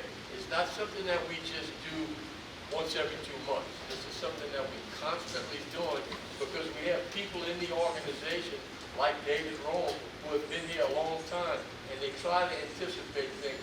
But sometimes Mother Nature jumps in the way and says, hey, I'm going to take control. So again, I appreciate, and by no means is this over, I appreciate everybody turning out here tonight because this is what we need. We need to hear from the community. I represent you, but the whole council represents you, but this administration does. And I can say this, and I'm happy about this. We talked about cleaning the bayous. What's the first bayou we started cleaning the vessels out of? Bayou Grand Bayou, okay? It had the most, but yet we fought for that, and that's where it's going to start. So again, there's plenty issues, and this group of people, and David Rome and Public Works, are aware of all of them, but they have to be taken sometimes in a priority or in however the money comes in that we can do it with. Again, I'm sorry, I didn't mean that. It's okay. Yeah, Danny talking about that. You and I had that discussion about I told you I could fix it Monday morning. Yep. With some limestone on those calls. You and I had that conversation because the utility company trucks couldn't get down here. School buses, how we were. Plus, I worried about a bus going in that front car flipping over the canal. You and I had that conversation, and I told you, Monday morning, you bring us some limestone, dump truck and excavator, and we fix it. And y'all agreed to do that, and I appreciate that. That was the decision made, that they No go doubt. out. Nice people. All right, this lady's been patient right here. Let me come over here. Yes, ma'am. Which projects are you waiting on FEMA for? UK Bridge, I heard Shrimpers. In this area, just those two. Now, everything else, Yeah, power plant, There are other bridges that's from the state, that's money you have to find, or fix the other bridge? UK Bridge, you're waiting on FEMA. Buquet Bridge is FEMA. And then So- I just heard y'all working on Shrimpers Road, waiting on FEMA? Well, and to say waiting on FEMA, again, we've got an authorization to fix. And until we got that point, if something was bad, we were going to fix it, right? It's Parish Road, we're going to go fix it. I'm not going, if it's going to be somebody could die in an accident, we wasn't waiting on FEMA, we were fixing that. Now I'm getting FEMA to pay for it so I don't have to use funds from another area. So to say that we're waiting on FEMA, the project has started for Buquet Bridge. We're doing construction stuff, not on site yet, but it's about to be on site. And we're doing any repairs that happen, that are major repairs, FEMA's going to pay for that. When it comes to this area, that's the only ones. Now, we got a power plant. We have a fire station on the east side. We have, drawing a blank, we're almost like the municipal auditorium is just about done. The civic center is just about done. But all that stuff's been allocated. The projects that are waiting on FEMA in the parish are the 2 DA buildings, the housing authority buildings, and the power plant are the ones that we're waiting on to get obligated, which is you could then start spending money to do engineering and those kind of things. And if you want, like I can go around. If you go around the other bridges, the pontoon bridge, the company that hit that's go pay for that. When you look at the Dageville Bridge, that's a state bridge, federally funded. Coming around, I'm trying to think what other bridges we have here. they rebuke Berg Bridge, state funded, overdue on being repaired. We talked about Boudreaux state bridges, and I think from a parish perspective, we have Mandalay, which we're tearing out. Right. Yeah, so. You guys are the same way who votes for that bridge? Because what's happening to those bridges, that bridge, you still have a bridge. So they have a little thing in insurance policies called an act of God. All right. And so in that situation, the boats hitting that bridge wasn't the only issue. The other half of that issue is that the wind ripped off the the bridge house, and all the electricals got damaged. So if it had been something as simple as something getting hit, then yeah, maybe we could still kind of raise and lower. But at that point, that all that stuff got fried, and the fact that FEMA's saying, we spent $1 replacing a panel, you can pay for the whole thing yourself. And there's no other way for us to get around that. And so through that battle, that conversation, again, throwing everything out them. I got roads underwater. I got this, I got that, and they're like, yeah, go ahead. If you got $10 million, go ahead and get it. And unfortunately, again, that's something, you're looking at 4 years since Ida, that the fact that work's just getting started. And so if you don't think we're going to stay on top of that contract, and that's something that everybody thinks also, the Berg Bridge contractor is getting hit for $10,000 a day. Right? Now, what I'm hoping that money could be used for is to fix Country Drive after everything's said and done, right? They might. And if they do, that's a whole nother situation, problem we deal with, right? And we're going to do what we can to get Country Drive back up and running as much as we can to get the state to help us with that, right? Yeah, yes, sir. Okay, I'm going to say this date, not everybody laugh, but they're being told June 23rd. Yeah, or 23rd. That's a great question. I agree, yes. I've said that joke myself. I'm not going to lie. And trust me, look, Mike, we've had conversations with the governor, like, hey, we need to come down here and we need you to help show us. Like, again, this is something that, it's just crazy. It really is when you think about a year being past schedule, one-off stuff, same situation where this didn't match up, so they got to get a new one made. That new one takes 6 months to get made. I mean, that's what you're kind of dealing with as you go through this project. And they run into a problem, and they got to get something new made. And then they put that, and then this next thing now don't work, and now you're doing the same thing. Like, that's the level of issues that we're dealing with. Yes, sir. My idea on that bridge was from the rental warehouse and put everything they needed to fill that bridge before they took the old bridge out of service. But no, they said they couldn't do that because it would take too much room. But that's what they should have done. There was no way. All of these long parts that took forever to come in, if they'd have ordered them, and when they all got in the warehouse and they had everything they needed, then you take the old bridge out of service. You don't start building the bridge and take 6 years to build a bridge when they replaced the I-10 bridge across Lake Pontchartrain in 8 months. I mean, it's just... That sounds like some businessman information right there. Like, I could pick up and understand that. And again, some of this is just, like, some of the stuff just don't make sense. It's like, what are people thinking? Why? And again, when you look at the process with DOTD, and it says it takes 2 months to do something, they take every bit of 2 months. So the conversation comes into play that says, I know it can take 2 months, but can you get it done in 2 weeks? And then start pushing forward with that. But again, you look at government doesn't have any incentive to take chances, take risk, and to push forward with some of that stuff, right? How many parish bridges we have down? I know you're talking about DOT in the state. I'm talking about parish bridges. All of them. 2. Yes. UK bridge without pontoon? Well, UK pontoon, and we have, it's the, no, not Bobtown. There's a Mandalay Bridge we got to tear down. But that bridge has already been replaced with another bridge. Right. Right. And again, we got one start construction. The other one's going to start right here not long after. And I guarantee you, again, one of the reasons why I declared my emergency is skipping the permit steps and some of those other things to get the construction, the repair done on the pontoon bridge sooner rather than later, right? Nothing's going to be held up with red tape to get that bridge repaired. Right. Right. Right. And I hope you see, look, Combine Bridge, I hate for that to be down. But again, I got to give it to our team, man. Johnny on the spot. We were raising and lowering that bridge so that boats could get in and out and do their work. I know Danny was on the phone with a lot of people making phone calls going, hey, we're going to open the bridge at this time. He's familiar with the industry, getting those boats in and out. That's us doing what I feel we do best as a parish. And I'd put our team up against anybody in the state because they're going to go above and beyond and do everything they can to make sure everything we do, let every boat out and they go fishing and then get that bridge repaired and get it back in service. That's what I feel like our parish is stepping up to the plate and doing what we got to do to get these bridges back in order. Any other questions? Danny, well, come on now. Call me Danny. Can you believe that? I'm honored. I'm honored you called me Danny. You said it was cutting grass for the state? In some situations, yes. For the state reimbursement? Yes. So when we have a CEA, Money to cut state grass. right. So we got a couple things going on. So we have 5 CEAs that we have with the state. The latest one being Martin Luther King. And then in situations for example, from the mall to Thibodeau basically, that's all state. But as our tractors are passing, we've been hitting the corners and knocking stuff down so that people don't have to pull out on the road to pull out, right? And so any opportunity we can to do that, we're going to spend that dollar with the parish to get that done so where people can see to pull out.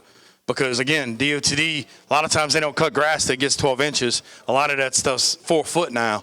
And we talk about cycles. They're supposed to do it 4 cycles, but a lot of times they're only getting 1 or 2. So I'll tell you one of the things we did from a parish perspective. We redid our vegetation contract to get more bang for our buck. We tied it to a work order system, and we put more money in that budget, right? A lot of time we start stuff, it's north to south, and as we go through it. We started in March on this new contract with this new contractor. We're almost done with the north side of the parish, about to jump down to the south side of the parish. We've had medians and stuff that hadn't been cut in 8 years get cut in our first pass with this project, right? So as we go through with this new contract and this new contract, you're going to see us dealing with vegetation from a parish perspective differently and how you should expect it to happen moving forward. And we're having conversations every couple of days. Where are we at? What's going on? What's holding you up? Again, it's really taking what we did, rewriting that contract and putting our best foot forward to go after an issue like vegetation. And look, we have 2 vegetation contracts. We have a drainage contract, and then we have a rough cuts contract also. So again, working to make sure that we're doing all that stuff efficiently and effectively. But you're going to see a difference in vegetation when we're said and done with it this year. And you're going to see a reoccurring cut and opportunity there. That's something has changed and is going to continue to get better. I'm not really worried about the grass because, I mean, I'm a green space kind of fella. My mom always had a garden. What about our tunnel, bro? We got millions of people come to South Louisiana, run through the tunnel. I mean, I leave the bar, go to town for a break because I got so much BS on the bar. I ride through the tunnel looks like crap. Come on, man. I agree. DOT. Bro, all we need is a little paint. I'm not DOT, my friend. I'm Pat. I heard that called up right there. So I wasn't fixing, trust me. yes, so I mean, I've had some text messages today on that. So we've been working to hold DOT accountable. We have a meeting with them every quarter, right? And they don't do that with any other parish in the state. Every quarter we're sitting down. Let's go through the projects. What is going on with this? What's going on with that? They're supposed to be cleaning it quarterly. They're getting ready to clean it on the 26th. There is a refurb project for the tunnel that's coming that they're saying 2-3 years out. And I go, I hear you. When are we fixing the lights, right? So they've been doing some bulbs. They got some wiring issues. They got all that stuff. And look, what I can deal with now is with the Dagerville Bridge closed. If we got to close the tunnel to fix something, that causes an hour to get across the intercoastal, right? Right. So at night, I mean, even Sunday at night also. But again, it's a conversation with the new director. I need the lights in the tunnel, or we're going to put some temporary lights, whatever we got to do to make that happen and get it fixed. My long-term goal is a 2-lane bridge going across from Barrow Street to Industrial Boulevard. I think it's the longer-term fix to get truck traffic going across right there.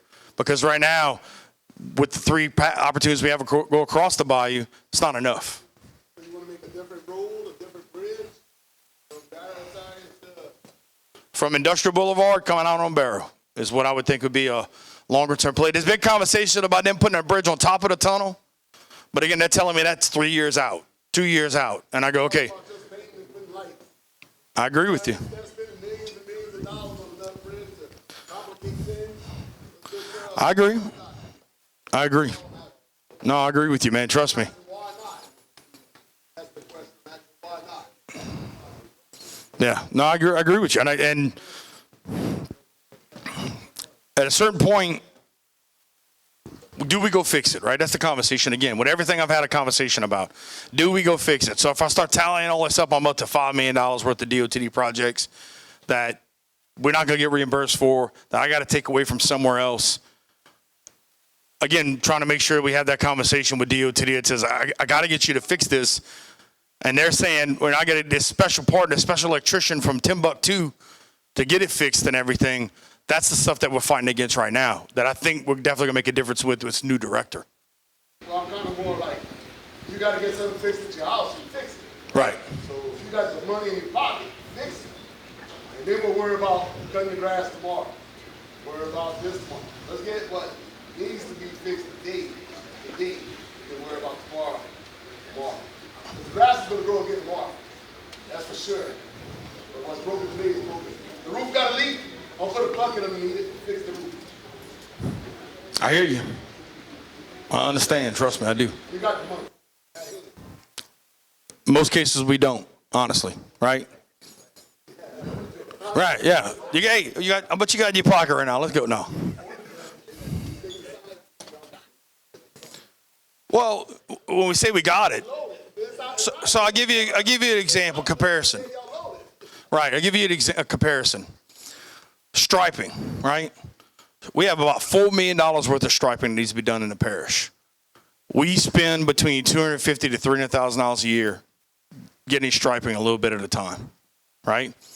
That's what happens in a lot of situations with government, with lift stations. Like you just go down the board, pick a department, and I go police, fire. Like I go through this whole thing and say, okay, what things do we need to get right now? You know, we got to buy a $250,000 gravel truck just to make sure we get the trees cleared out, right? All that stuff. And I say that to say this, that when we're looking at, okay, I got $100,000 is round number in this department. What's the best bang for our buck? Now, at the same time of saying we're going to do $250,000 worth of striping a year, I've also reached out to Metropolitan Planning Organization and saying, striping is an issue regionally. South Central Planning is a regional organization. Y'all ever thought about buying a striping machine and getting that stuff where we could pay maybe 75% of the cost that we pay a contractor now to get you guys to stripe the road? And so they're doing a study that's going to say, well, it's going to cost this much for us to buy a machine, this much for paint, and I'm looking for a price per mile for us to do striping. So I can take the money that we do have and spend it more efficiently, right? When I look at the fact that, can I get reimbursed from DOTD for the tunnel? Can I get reimbursed from DOTD on the roads? The only reason why I'm getting it done with the grass is because they finally got us to get a CEA. Of the 6 CEAs I asked for, I got 1, which brought us up to 5 or 6 now, right? So again, when I look at the situation that says in the emergency we dealt with St. Charles and tunnel, you're right, we're going to get out there and fix it. Now, what's crazy is that asphalt patch job cost DOTD $66,000. I have no doubt in my mind I could have done that in concrete, right? And so it is a balance of saying, man, I go put that money into that tunnel and I could spend $1 million to get it rehabbed, and the next thing you know, I get sued from the state or whatever happens next, right? And it's a balance of that. It's what can I do? Can I put a light plan in there? Let's maybe get that done right now, because DOTD's been telling me for 6 months they were going to fix it. And every time I meet, well, this got delayed, this got pushed back, this got delayed, this got pushed back, you know, and then we end up holding the bag, right? Of saying, all right, you know what? Maybe it's time for us to get a light plan in there and just quit messing with that, right? You need to call and put an ordinance on it. It's an eyesore. Like my new call, you know, it's an eyesore. It's you have to show up in court for not paying your tunnel, not doing your work. That's what happens. I love that idea, actually. I like that idea, actually. Hey, that's what I love about these meetings, man. Why not, you know? That's what we did on the house with the Bayou Towers. We sent our building crew out there, and they deemed it unlivable, and then FEMA said that wasn't good enough, so we threw it in the condemnation process, right? I mean, look, that's all the stuff we're doing. And if I push too hard and FEMA goes, we're just not going to be involved in this anymore, I've then lost the opportunity for those people to get money, you know? So, no, I appreciate, look, I tell y'all something. Most people don't like when people talk or all that other stuff. I see passion. I see people that want to make their community better. I see people saying, this is important to me. Number one, I'm showing up. Number two, I'm going to talk about it. I appreciate that. I'll sit here all night and everybody can talk about anything they want to talk about, because at the end of the day, at least you feel better that you felt like your voice was heard. That's why we're here, right? Coming over by Town Bridge, I put a new sign down by it. But when I come over the bridge, that sign blocks the car. I pulled out in front of the car the other day and realized that sign blocks the traffic. What's that sign say? I don't know what it says. Okay, we'll check it out. So when you right come over by Town Bridge, that sign on the right, The detour sign? it blocks the traffic. So now I always look, Right. when I got back behind the car behind there, so right this car. And then I noticed that when that happens, I don't see that car coming. Right. We're going to check that out. We're getting somebody writing that down over there. I don't know if it's different in a truck or something, but on a small car. Sorry, ladies first, sir, if you don't mind. No such thing as a stupid question.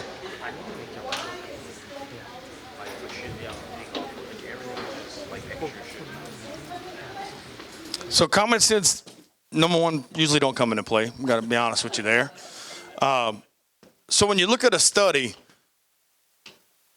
you know, to understand what study you might be talking about right now, I can't relate to one related to anything we have going on, right? When I look at what we've had to do with FEMA is, this is what our numbers cost for us to repair a bridge and parts and all that other stuff like that. So I got to get all that together. I got to present that to FEMA, and then I got to go through their process for 4 years to figure out if they're going to reimburse us and at what level they're going to reimburse us, right? Right. I mean, you're looking at stacks of information, right? When I look at what we got going on with CDBGR funding, one of the two studies we're working on, which I really consider more of a plan, is a wastewater study and a stormwater study. And what those things are going to give us is, these are the priority list of things that need to get done, and this is how much they cost. So then I could take the number one project that maybe costs $2 million and go find funding for that. So those are the levels of studies / plans that we're working on to get an understanding when I need to add a community, a subdivision, a row of houses, or whatever it is to the sewage treatment plant. What I got to do on the house side of it and what I got to do on the plant side of it, these things are allowing us to get those numbers together, so that I could then turn around and say, I need $20 million worth of sewage work completed, and getting that prioritized and go get that funding forward. That's the only studies that I'm aware of that we're dealing with when it comes to any kind of study. But as far as any of these bridges and all that stuff, we're going to have inspectors going out. We're going to have an engineer looking at it. We're going to get a price list together. We're getting to work. And that's what's going to happen on the pontoon bridge, right?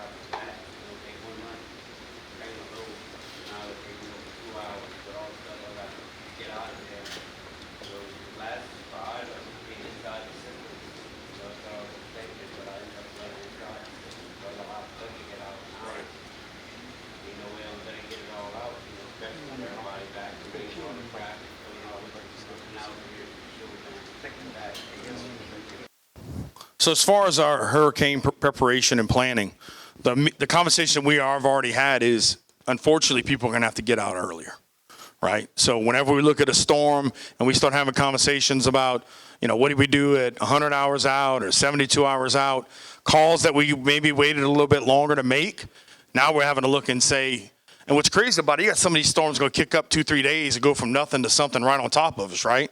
So it's going to be making those decisions earlier that says, and look, part of the problem is, for Ida, only 50% of our residents evacuated, right?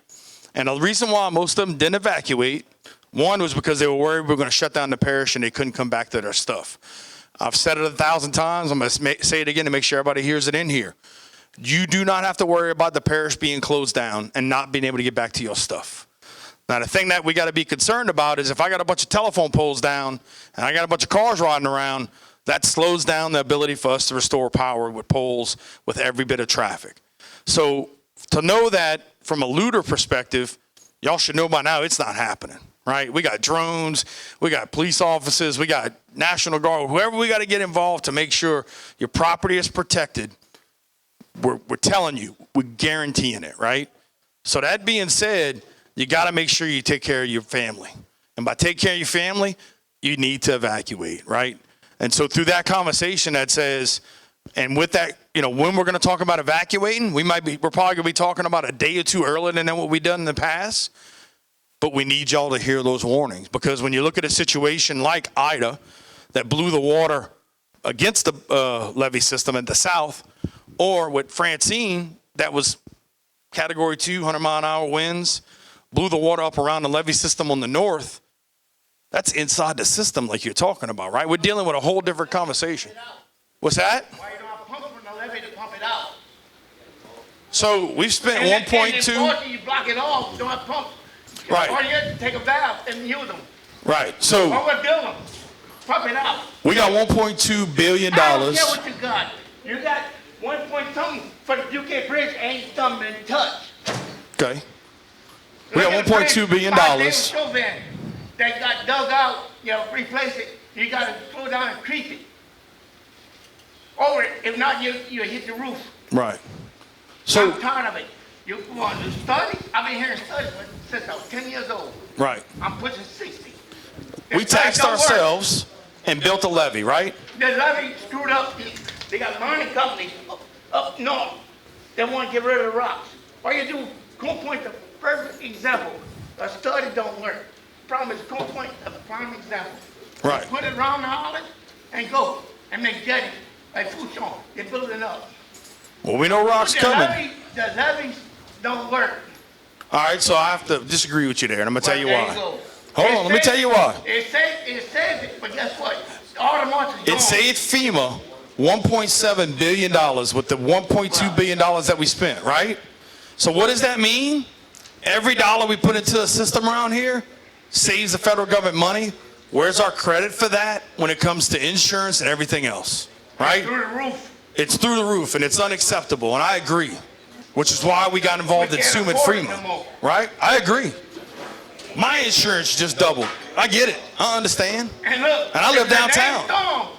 They underrated Ida for a reason. Because the deductible would be void. You know they came back and made Ida a 5, right? They came back and did that. Insurance is done. You can't get no So, money no more. I think it's important to talk about this $1.2 billion we spent, right? Because, I don't care what you spend. well, let me explain Don't why. matter. Hear me It out. actually does. I agree with got you. Money. Nothing's working. I agree with you, right? I hear you. I'm done. The Ida debris line was at 18 foot in Lafourche. You know how many 18-foot levees we have in Terrebonne Parish? Right? So we got a lot of work to do. Even though we spent that money, we're now keeping water. We got to work on keeping roads. Okay. Hey, man, I said it earlier. I'm going to say it again. I appreciate passion. I understand frustration, right? Do I look happy? Right? I'm not happy either, right? I understand. I don't understand how my insurance went up twice the amount 4 years after the storm because of my value, right? It's all about the value of replacement value and all that kind of stuff, which is tied to inflation, which is tied to what we've been dealing with at a presidency that has the highest inflation ever up until we got our new president back in place, right? So through this conversation that says, even though we spent $1.2 billion, we're halfway there. Because when we go around like this, or really more like this, but we have no levees, 3 foot, 6 foot, 8 foot, 10 foot, 12 foot, 15 foot. Now, 15 foot in Terrebonne Parish is equivalent to 18 foot in Lafourche because when that 18 foot tops in Lafourche Parish, it's in people's backyards. In this situation with a 15, we got some parish levees, we got a little more buffer to do that. But then we start dealing with the wind blowing the water around and work that we have to continually have to do. That's why I tell people we're halfway now. And when you look at again, the fact that we saved FEMA $1.7 billion, which is why we're having conversations around raising the revenue sharing at the federal level. Because, again, the more money that gets put into the levy system saves the federal government money, and you get a return on investment dollars. But, again, we went from a lot of houses having water in them to yards having water in them. When with Rita, we had 11,000 homes flood. For Ida, 0. Francine, 0. Right? So I hate studies. I hate all that stuff. But I want to make sure you guys understand, we still got a lot of work to do. With the levee system around Dulac, I had called a voluntary evacuation for zone 2, right? Which is basically that Dulac area. If that storm hits 30 miles west or gets a category bigger, that's a bowl of water, right? And I think it's important for our residents to know when we have a conversation about evacuating, we're not just trying to get you to leave just to get you to leave. We're trying to get you to leave to save your life and take care of your families. And unfortunately, we might have to come back and fix property, right? But you see a difference between Ida and Francine when it comes to, again, the levees held. We had less poles down. We had less roofs damaged, right?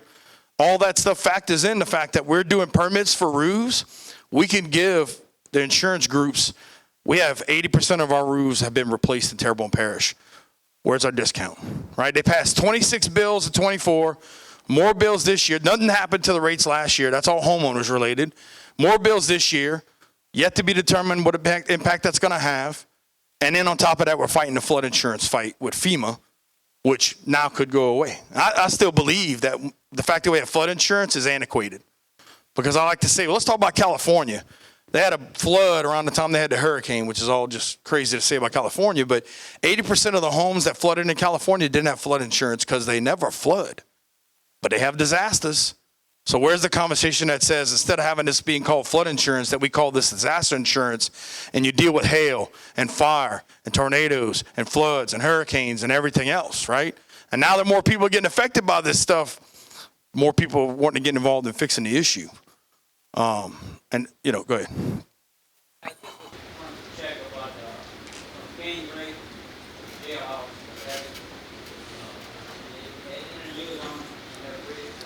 Still working on finding the funding. I think all in all, that's about $11 million between a floodgate, levee, pump stuff. So working through, I tell you what I'm doing right now. When I look at projects that are partially funded, I'm trying to find the funding to get some of these projects finished out so we get them off the books and move the next one up. That is a project that we turned into our fellow delegation for earmarks, and we're having conversations with CPRA about trying to get some funding to do that stuff also. Well, it's the fact that, again, that we know of the issue, we know how much it costs, and it's on our list of priorities to get done. Right. Yes, sir. And again, that's $11 million 5 years ago, right? Now we're talking about 10 to 20% probably on top of that. By the time we go to that project, maybe another 10 to 20%. Hopefully all that stuff starts to change and start moving in the other direction also, No problem. Any other questions? Any other comments? It's up to y'all. Just recently at a council meeting, they amended the budget to get $5 million for activating the bayou. Yes. Can you kind of give us a little explanation exactly what that entails? Now, one other quick thing, it says phase 2. So I'm assuming if this is phase 2, there was a phase 1. Has phase 1 been completed or? So activate the bayous encompasses a lot of stuff. And the reason why we call it that and we get plans in is that as we progress through this process, it gives us opportunities to do some different things, right? So, for example, phase 1 was a boat launch, and I think it's in Montague it was, right? What we're looking at with phase 2 is a conversation about the waterways being healthier. So when we got in office, there was $8 million that the parish had since 2012 for Bayou Terrebonne. The problem with that is it was meant to be a 6-foot dredge project of Bayou Terrebonne, and you can't dredge Bayou Terrebonne with $8 million from intercoastal to the parish line, right? So we went in and said, let's do some level of a snag and clear. And I got to give my CAO, my public works director credit because they said, let's start a project. And we were from Lafayette to West Side Boulevard. And we worked and cleaned a lot of that stuff up. Now, there was an original Ida cleanup. They got what they couldn't get everything. We're getting ready to go through a Francine cleanup right now. You identify points, and then you go collect it with the money that you have, right? So they're not necessarily going to give you enough money to go pick up all the debris, because even in the debris cleanup, we have to match that. And a lot of times with FEMA, it's a 90-10 match, right? How much is to activate the bayous is going to I'm- pertain I'm- specifically to Grand Caillou?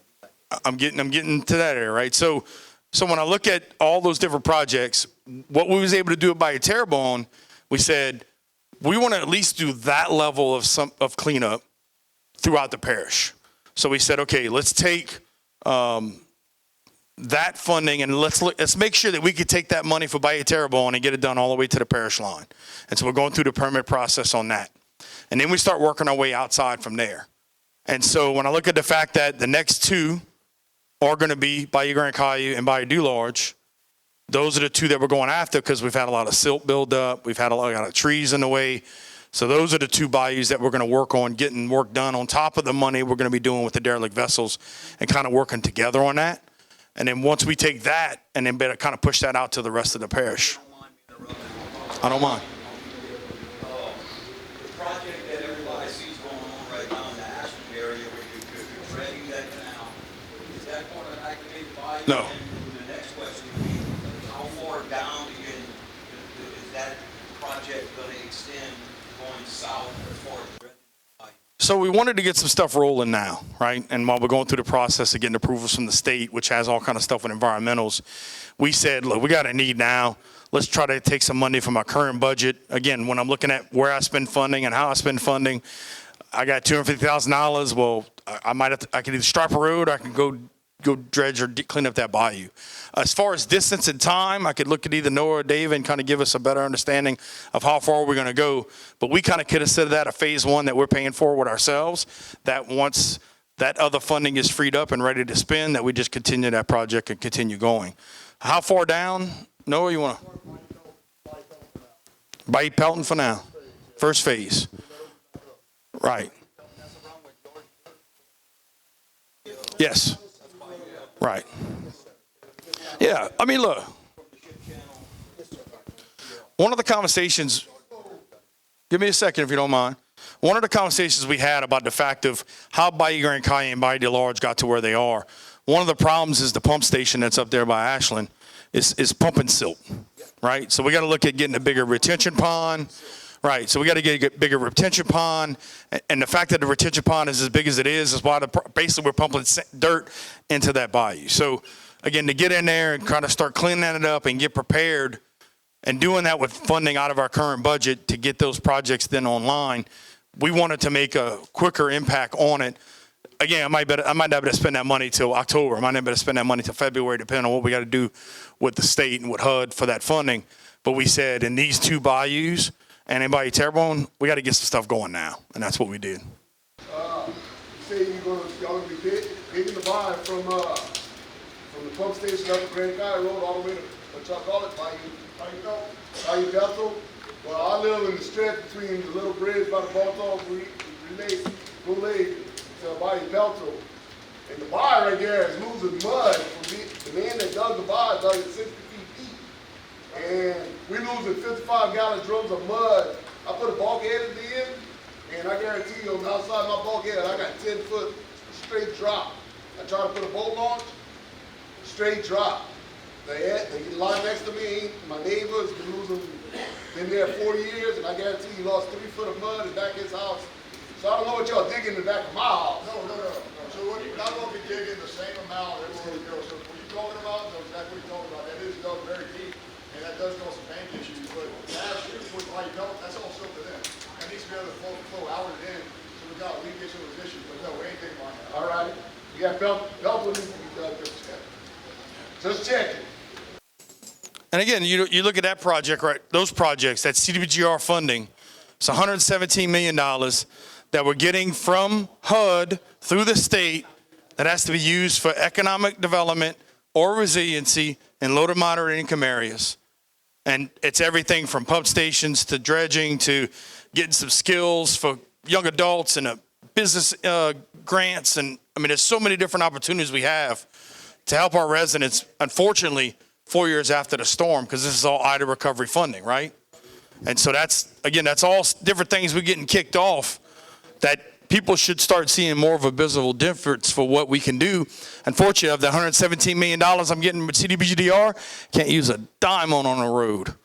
And that's just kind of what we deal with, right? Every time I get funding, let me go fix the road. You can't use it for that. Can't use it for that, right? And that's where we looking at having conversations and looking at some other opportunities for us to do some road repairs, work on capital outlay. You know, we've been working to get Brady Bridge funded for 5-6 years now, right? And I think we finally got it to where it's at. And that's basically got that and one other project. And I got 2 or 3 other pump stations and everything else we just didn't get the funding for, right? So again, we're looking at the state, the federal delegation, grants, and anybody and everybody that can listen. We became part of the Delta Region Authority. We were one of only 3 parishes in the state that wasn't part of the Delta Region Authority.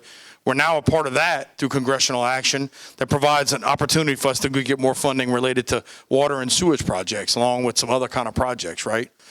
We're working with EDA at the federal level for funding to get some projects done.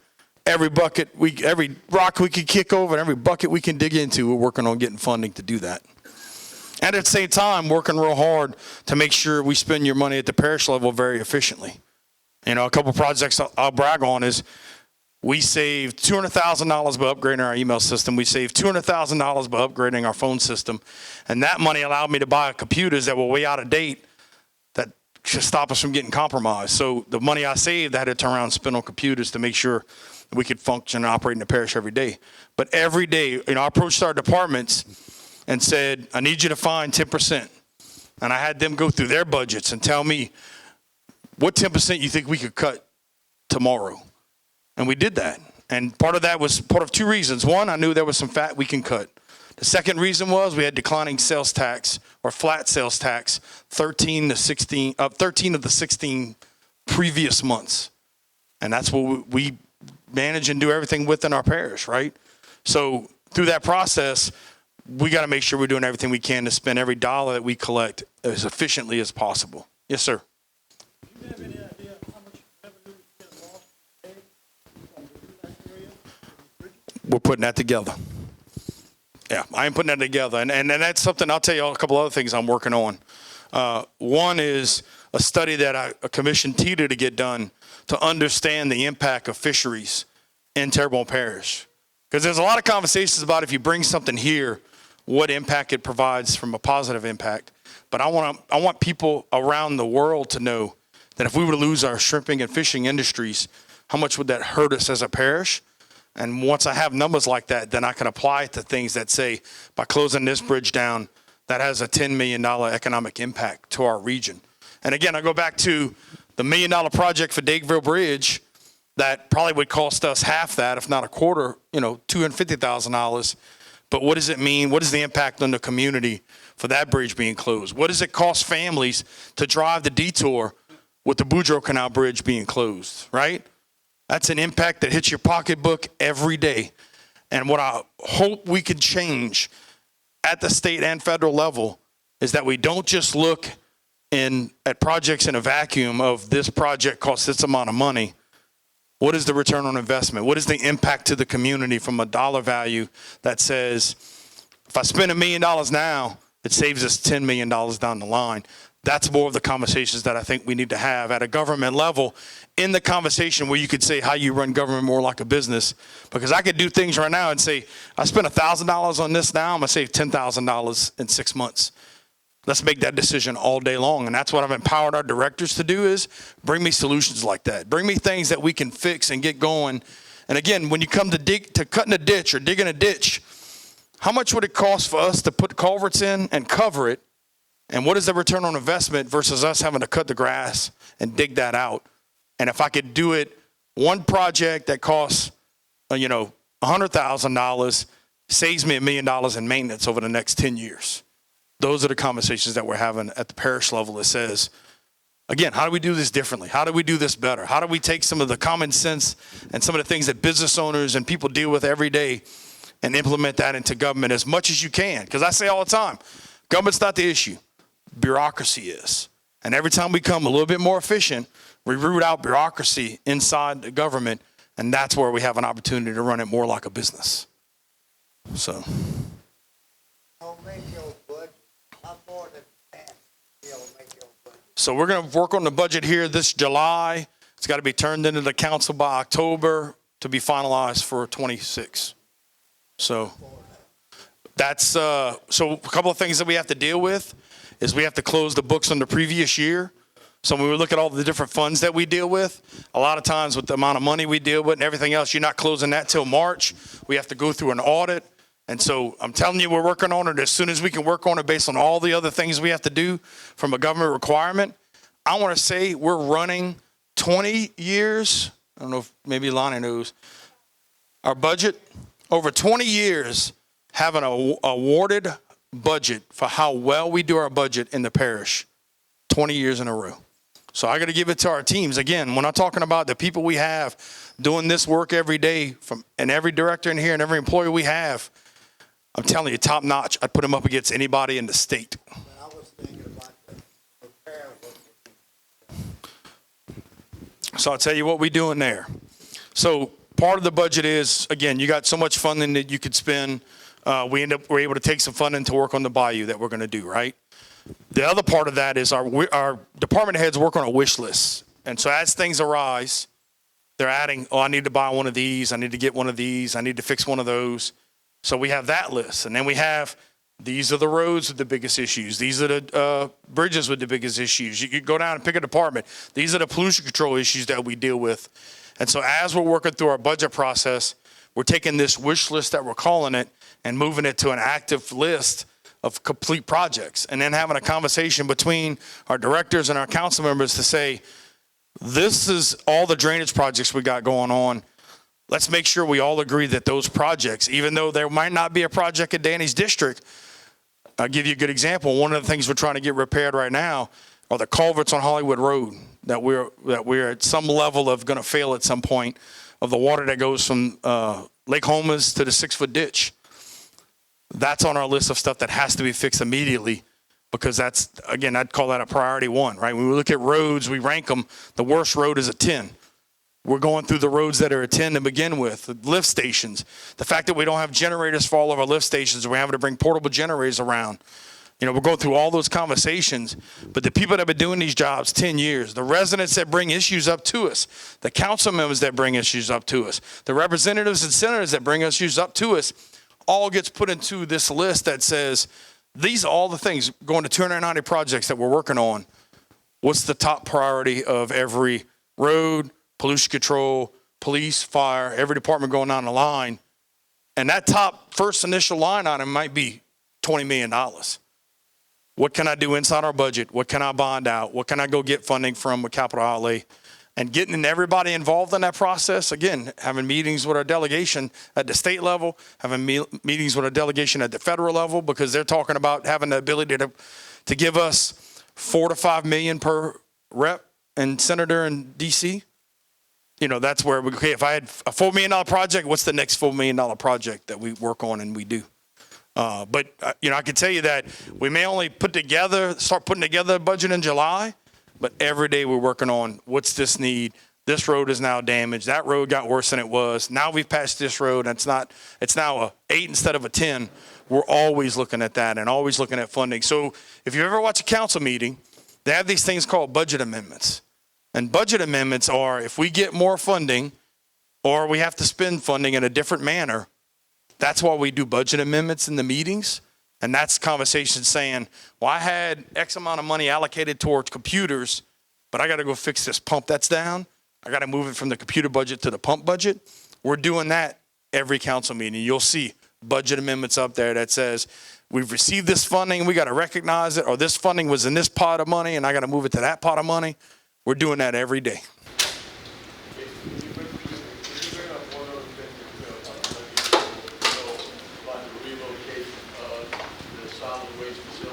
Yes, sir. Because that's kind of the head of Grand College, all right? Right. So a couple things as we look at both the jail and the solid waste transfer station. That's one of our CDBGR projects, because if we get flooded in that area, that basically puts us down when it comes to dealing and collecting trash, right? So everything gets collected with the trash trucks riding around, gets brought into some trailers at the transfer station by the jail, and gets shipped out to River Birch. So if that gets flooded, we can't perform that process. So one of our projects is we're moving that to the north side of Terrebonne Parish, right? And part of that project is, right now, and we've got a project going for that too, if the jail loses power, we got to evacuate prisoners immediately, right? So we have a project that's going to be putting a generator there, right? That's what I call probably more of a midterm plan. At some point, we got to probably relocate that facility, right? But by us getting this generator in place of the jail, now I don't have to evacuate those prisoners because I got a levee around it, I got a generator around it. But when it comes to the facility that it takes with the trash transfer, we're moving that to the north side of the parish so that's one less thing we have to deal with if we do get a flood or a hurricane that would damage things on the south side of the parish. Covered it? And I do have, that's in the list if we ever get to this, if y'all want to get to this. I'm going to make sure we answer every question and make sure everybody's good. And if everybody else wants to hang out after, we could do it. It takes about 30, 45 minutes. In the back, first question. Yes, sir. I was going to go back to the dump. So, moving just the transport area to the other side of town, and I'm not moving the dump. So we say the dump. You're talking about the covered dump that we covered in, huh? Right. So the dump was put out of service a long time ago, right? So there's nothing that we really do with the dump except we got to monitor it from an EPA perspective, DEQ stuff, right? But when it comes to everything else that goes on, we are looking at moving that. Clay, do you want to talk about are there going to be any services left by Ashland? You want to have a little conversation about that? We are going to be keeping the residential drop-off site there, and we will keep the building there. We're going to use it for kind of storage, but a backup in case some unforeseen thing happens at a new location that we have to come back here. But it will be, the residential will stay there. That landfill it's a 30-year post-closure, and we in year 20, we still got 10 more years, hopefully, and then the DEQ will release it, and then at that time, we'll be able to look at something. Beautiful, because, garbage is ridiculous from Thompson Road to the dump. The trash is just terrible, man. You want to talk about that? Y'all cut it, then we can see. Right, we cut, and look, if you notice at Thompson Road, you'll see cameras there. I'm trying to make sure that the trucks are tarped to come to us. But believe it or not, the worst persons on that stuff is the residentials coming to us, not tarped, and they the ones losing that stuff. But the sheriff's office, we pay the sheriff's office to pick up litter there. I also have 2 litter crews. And that's one of those state roads that we're trying to get the state to give us to cut, but they haven't, but we're still doing it right now just to, because I look at it as a good neighbor that keep it clean. If the grass is cut on a regular basis, the litter is not as bad. Amen. Thank you. Yes, sir. The hurricanes we have, I can go to Gibson, I can go to Grayson, I don't see any evacuation signs. That's a good point. Any thoughts, comments? I know we worked with FEMA to replace a lot of signs, but I don't think that included anything at that state level. We have had conversations with DOTD and Hurricane and GOSEP about the fact that we got to get some evacuation routes laid out. But I'm just curious, anything you've heard on that? No, sir. I know GOSEP and the state is usually who dedicates the evacuation route. I could declare an evacuation route. You could declare, whatnot. But we could definitely look into it and talk to GOSEP and see about getting better signs. Yeah, and I know we have had the conversation with DOTD that says all these bridges are closed or having issues, making a clear identification of evacuation routes and placing resources to help people move through these evacuation routes. So that is something we're definitely working on. Right. Right.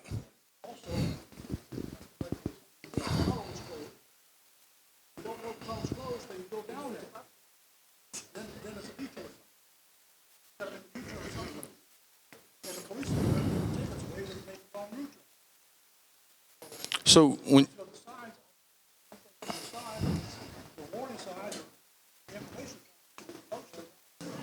the intersection way before. yeah, we've been working with DOTD. What's interesting is when I talked about them letting us know what roads are going to be closed, they said, sign up for my DOTD. Oh, and by the way, we don't put all those in there, so you might not find out it's closed till it's too late.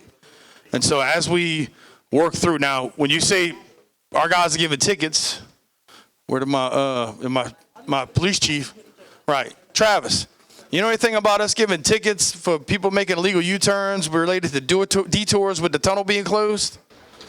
About a tunnel. We're right side of these, so if somebody, if they come across. So if they come across a violation, yeah, they're gonna write them. But as far as an excessive amount of illegal U-turns, no, we haven't had a complaint about that. But if we see something that's excessive, then we'll get a unit out there to monitor it.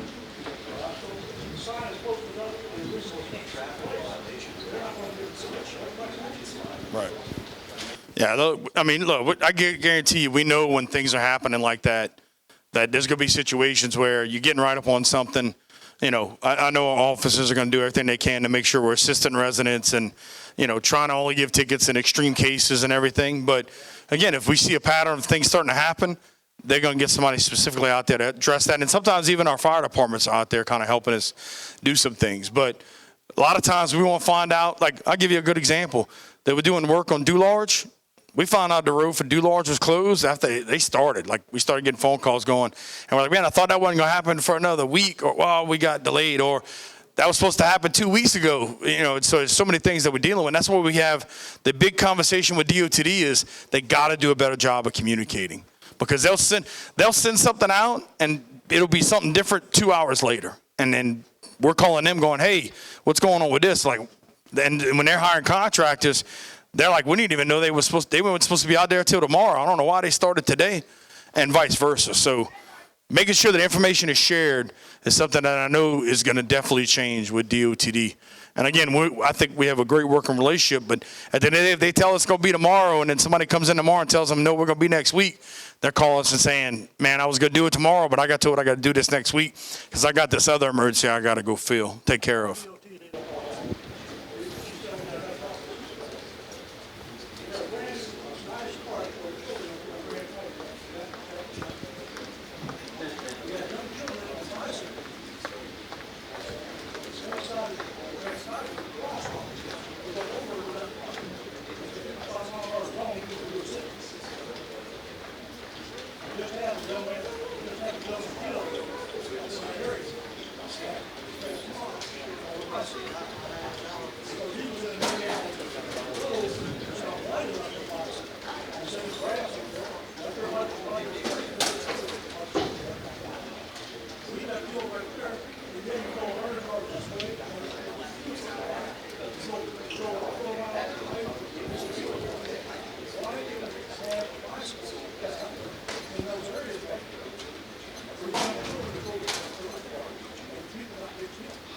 So I'll tell you what we're going to do. We're going to put that on a list of things. So we have our metropolitan planning organization, and a lot of times we get a lot of these sidewalk projects started through there. I know I tried to get a crosswalk by the military museum on Barrow Street because that's state highway also. They said it didn't meet the requirements, but we're going to make sure we put that on our list for both sidewalks and a crosswalk in that area and get it running through the channels to get that on, to get that in planning and to get that, looking to get that done. So I'm going to make sure, or Lonnie went around. Oh, we'll check it out. Make sure we get it filled out before we leave. And then we have that. What's that? Neither do I. Right. One's too many. I agree with that 100%. Any other questions or comments or anything else anybody wants to add? You want to watch my video? It's a presentation, so it's going to be more of me talking. So if you hadn't had enough of that yet. Okay.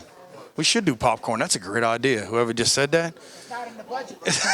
I'll pay for the popcorn. I think I can, if I can. Well, might as well just buy some Siennas. Give me the quart. Boy, don't tell me with some Siennas. Are they still open? I hope they open when we're done here. I'll stop and get some Siennas on the way up. Leilani. This gentleman had a deal about where a park is and having a crosswalk. Can you get his information for me to talk about that? All right, so y'all want a presentation? I'll give you a presentation. I'm not leaving till you guys are good and done, and everything we could have answered is answered, and whatever we can't get answers for, we'll get, right? Call us. Look, 868-5050, 873-6401. I can guarantee you that we're going to do that. All right. So we're going to go ahead and run through this right here. Again, I give a real informal presentation so that if you have questions as we're going through slides, don't hesitate to ask. And I'm going to ask if there are any questions before I progress to the next slide. And this is what's been going on since I've been in office. And we have a conversation about it being recovery, resiliency, and revitalization. Originally, it was recovery, resiliency, and quality of life. And somebody said, hey, we probably ought to call that more about revitalization. And so that's what we changed it to. So we're going to go ahead and jump into our next slide, our first slide here. And so we talk about post-IDA, right? We talked about some of this today. You know, we have an air-based fire station, Civic Center, Municipal Auditorium, Buquet Bridge, been awarded to your project. We've talked about that already. We're going to skip unless anybody has any questions. Go ahead. Power plant, I talked about that. We're still waiting on FEMA to obligate $105 million of the $170 million. They're only building it back to an 80 megawatt plant, but we have the opportunity to build it back with more efficient technology. So it's going to be some basically gas combustion engines, and we have the ability to expand the power plant down the road where we add another 20, 40, 60, 80 megawatts of power. But FEMA will only bring it back to the power that we have. And then we have temporary generators. That's what you see, those 18-wheelers outside. So to date, we've been called upon 262 hours. We're in a 200-megawatt pocket of energy from Morgan City to New Orleans. Of that 200 megawatts, we were providing 80 megawatts with that power plant. Right now, we have 20 megawatts of temporary generation. Again, that covers load, that covers the hospital, covers the water plant. So whenever MISO comes out or MISO comes out and says, you have a huge power load in your area, we need to pull on it. We have the generators in place that FEMA's paying for and will continue to pay for until that new power plant is built back up. We also had 847 line repair issues post-IDA, and then some of that got damaged. Again, we'll go to the next slide. Got damage related to Francine, and so we have Hurricane Ida's work is being finished as we speak. Hurricane Francine's work was finished. For example, Hurricane Francine ripped off the temporary roof of the power plant in the Civic Center, right? So these are things that are going on to get our power system, which is 14,000 customers in the city limits mostly, and a little bit other areas besides that. But again, why is that important to you? Because it's the power plant, it's the hospital, water plant, airport. Next slide. We talked about CDBGDR, the $117 million related to resiliency, economic development, and has to affect low to moderate income, right? We filled out, we had a bunch of applications that were due. Some of that was due right when I took office, those plans. And then once they approved those plans, we had to go through the application process. We've been going through that application process and having conversations and questions answered since November of 25, November 30th. And right now we have, everything's been approved except for 6 projects. And a couple of those projects are, for example, for resiliency centers. They want us to do a study and then start putting in some resiliency centers, community centers in place. So with that, they say, well, we're not going to approve that project until the study's done. And I'm going to jump to the list real quick, if you don't mind. I see your hand up. These are the projects that have been approved. And so when you look at this list, again, everything from, like we talked about, Activate the Bayou, pump stations, a business incubator, water support. So when we look at the fact that there's a water line that supplies the east side with water is on the brink of failure, we're going to be replacing that water main and helping Waterworks get that done. Wastewater plant, wastewater implementation, a wastewater plan, stormwater, community centers I talked about earlier, support the seafood industry, right? So we have that divided now into 3 phases. It was going to be some funding, a study, and then more funding. They said, we want you to get the study done first. So we're going to go through a study and understand the different tiers a fisherman, right? So you got people that have maybe a vessel or two. You got somebody that has a dock. You got somebody that maybe has a processing plant or a few boats. Understanding what those needs are at all levels, and then coming looking to fund all that. Stormwater, small business incubator, small business grants is one that's we're still going through the approval process on, and that's getting money to businesses to help them, again, 4 years after the storm, even though it's related to hurricane recovery. Yes, sir. We hadn't spent a dime, and every dime of that $117 million we have to spend and be reimbursed, which means we have to meet the HUD requirements because it's HUD money through OCD at the state.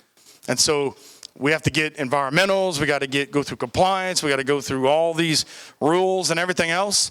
And if we don't do that, we don't get reimbursed. Or if we do something to have a problem, we have to give that money back. So every project that we're talking about has to be sustainable for 5 years.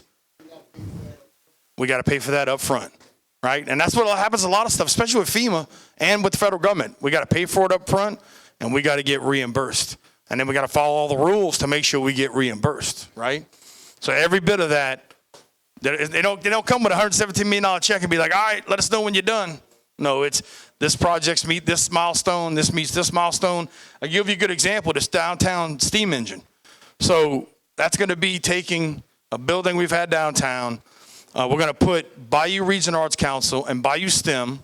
And so we're going to work on skilling young adults, young people, and everything that has a conversation around STEAM, which is STEM plus arts. We're going to have a music box village that everything's an instrument. We're going to have a covered area for performances. But what I'm bringing Bayou STEM and Bayou Region Arts Council into that is I want to make sure that we're going to do robotic trash cleanup projects. We're going to do things that with drones. We're going to do things to give people skills that provides them an opportunity for jobs and different things right here in our hometown. Because we got a drone project we got going on at the airbase where we need people to fly, build, maintain. We want to make sure that even people that have adults that say, I want to change careers, that's going to be a place that we can make that happen. Yes, sir. Jason wasn't the parish president under either, but State Representative Domingue right here and I were both in the council at the time. We had to borrow $50 million to keep the government going after the storm, okay? Because like he said, we have to pay for things before we get reimbursed for them. So we went out and had to borrow, because we had a good credit rating, $50 million to keep us going. So it's not like we could just go out and do all of those projects. It takes a lot of money. And remember, if we got a $250 million budget here, you can almost double that. That's not all coming from us. That's state dollars. That's federal dollars. That's not just coming from sales tax dollars, okay? So, again, it's a complicated process, and I've been at it for a while, and I'm not going to tell you I understand it 100%. Okay? And look, when you say you understand 100%, we've had situations where they didn't change the rules, by the way. And we got to, like with this program right here, it was supposed to be 2 allocations. And so they said a lot of these projects are overlapping. So the deadline that we had for June got changed to November. And instead of doing everything in stages, we're going to do everything for one turn in at the end of November. And again, here we are, June, still going back and forth with OCD. And some of it is, hey, we want to do this with this money. Well, maybe we've never done it that way. Let's figure out a way for you guys to use the money in the method you need to and make it meet the requirements. And that's been some of the conversations with OCD has been. Yes, sir. I'm sorry, repeat that again? How come we can't get more pork out of House of Representatives Johnson? So I've been there and had conversations with him. And, it's like we've never had an opportunity like we have now with the fact that we have Scalise and Johnson in place with that. But as soon as Johnson shows any kind of favoritism to our region, out as speaker, right? I hear you. So it is a balance. And I'll tell you, so one of the things we're working on that they've been heavily involved in, both Scalise and Johnson, has been the conversation around the coastal projects we're doing is based on a Go Mesa, which is over revenue sharing. And that's had a $500 million cap, right? And that's across all the Gulf states. Louisiana's share has been about $150 million. of which I think it's about 20 million goes to the parishes and the other money goes to the state. So when we build in projects like a levee, a pump, lock system and everything else, that's where a lot of that funding is coming from. Comparatively, we have a 37.5% share when all the interior states have a 50% share. And the way that happened is that as they were forming states to the west, a lot of those states were formed federally. So for example, Nevada's 65% federal lands. So they said, for you to be Nevada and do everything you need to do as a state with Nevada, they created a mineral rights agreement back in the 30s and 40s, which gave them 50% of all mineral rights. So you fast forward to us in the Gulf Coast and the fact that we are doing everything offshore, an industry that was just getting started around that time, and who knew, what it would become. That's when Go Mesa was created. And Go Mesa, again, was 37.5% share and a $500 million cap. So through the conversations we've been having, the last, year and a half, 2 years has been, we need to lift the cap and we need to get more of a share.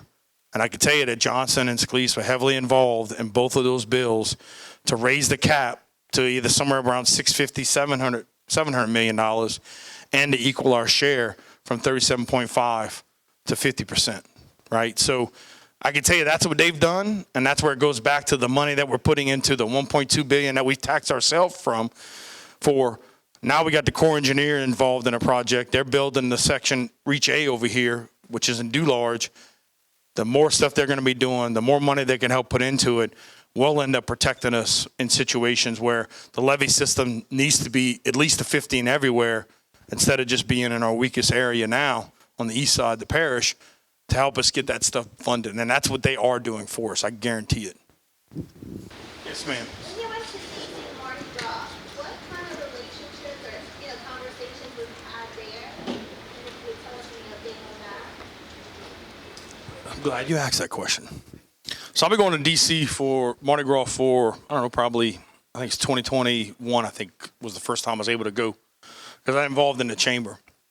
And so a lot of work gets done in that time period, right? And in situations where I would have been in meetings with probably 20 to 30 people, I was able to have conversations with 3 and 4. And one of the things that came into the conversation then was this reconciliation that I've just talked about, where we were able to put revenue sharing in reconciliation. So reconciliation is an interesting opportunity that you have to have the Senate, the House, and the presidency. And you basically end up doing what's similarly called a budget reset, right? So at that time, during that trip, there was conversations with FEMA. There was conversations about, can we do an executive order to reverse risk rating 2.0? Because as y'all saw, as Trump took office, he got right into doing executive orders. He got right into making some changes and flipping some stuff upside down. And this conversation about a reconciliation bill, those conversations were started during that trip. And look, you could look at that situation and say, that was a 135-year storm. And I had to make a decision that I'd be here and do nothing, sitting in my house with a team that I'd put up against anybody in the state, knowing that was on every phone call. I had radios. I was monitoring fire traffic, police traffic, everything going on, because I have tech companies. I could work anywhere in the world, right? And so in being involved in every conversation and everything that was going on, and you can ask my team, tell me a time they couldn't reach me, right? To be up there and have the conversations that I felt like I needed to have to fight up against FEMA, to have conversations with the Corps of Engineers, to get in the ears of our representatives and our congressmen and say, hey, I need more money in revenue sharing. And again, that work was started then and is starting to take shape now and has worked itself to be through the House bill and now into the Senate bill. That's the kind of work that we were doing then. That's where we looked at the fact that I was up in DC fighting for the executive emergency order for the freeze that we had here, right? And so I'm the kind of person that says people might not like my decision, but I'm going to stand behind it and tell you that I was there busting my butt and getting stuff done, because it's, to me, the relationships that gets everything happening. And I'll tell you one of the other things that we did up there for the first time ever, is we promoted the Bayou region at a level it's never been done before. And I was excited to say that I was a part of making that happen, because when I did it and worked with CoLab and TITA and Lafourche Parish and all the port commissions, the airport commissions, everybody else, they're like, this is decades past due. And I'm proud to say I was one of the people that helped make that happen, to go celebrate the Bayou region, that people left our party, went to $1 million party, left that party and came back to our party, because we're working coast. We're getting stuff done. We're talking about bringing a supply boat up there next time so people can understand what it means to be from Louisiana. And the event we bring up there to DC, I'm telling you, everything comes to a standstill, and it's all about Louisiana, and it's all about our plight, and it's conversations about imported shrimp, and it's everything that at the end of the day, not only, we don't have to tell the story to our Congress people, we got to tell our story to everybody else. Because when we got people in New Jersey or people in Wyoming that don't think we need to get any revenue sharing when it comes to building our levees and everything else, those are the people that we're saying, like, you think we have a good time? You think that we're hospitable? We'll give you the shirt off our back? We're coming up here to do this. Come down to us and see what we got going on, and that we're the best place to live in the world. I've been to the state capitol, during House committees and stuff, so I know how it works to try to persuade people from other regions of Louisiana why, say for instance, the French language is important. A lot of people go to Lafayette for that. And the fact that we still have a good population, especially when it comes to the Native American population that speaks French, it's like we still need that in public spaces. So just by me, telling you, and hopefully other ears are open, that we still want French in Louisiana, and that's a big part of our culture and heritage. Who we are and our history, the way we speak, has a lot to do with that.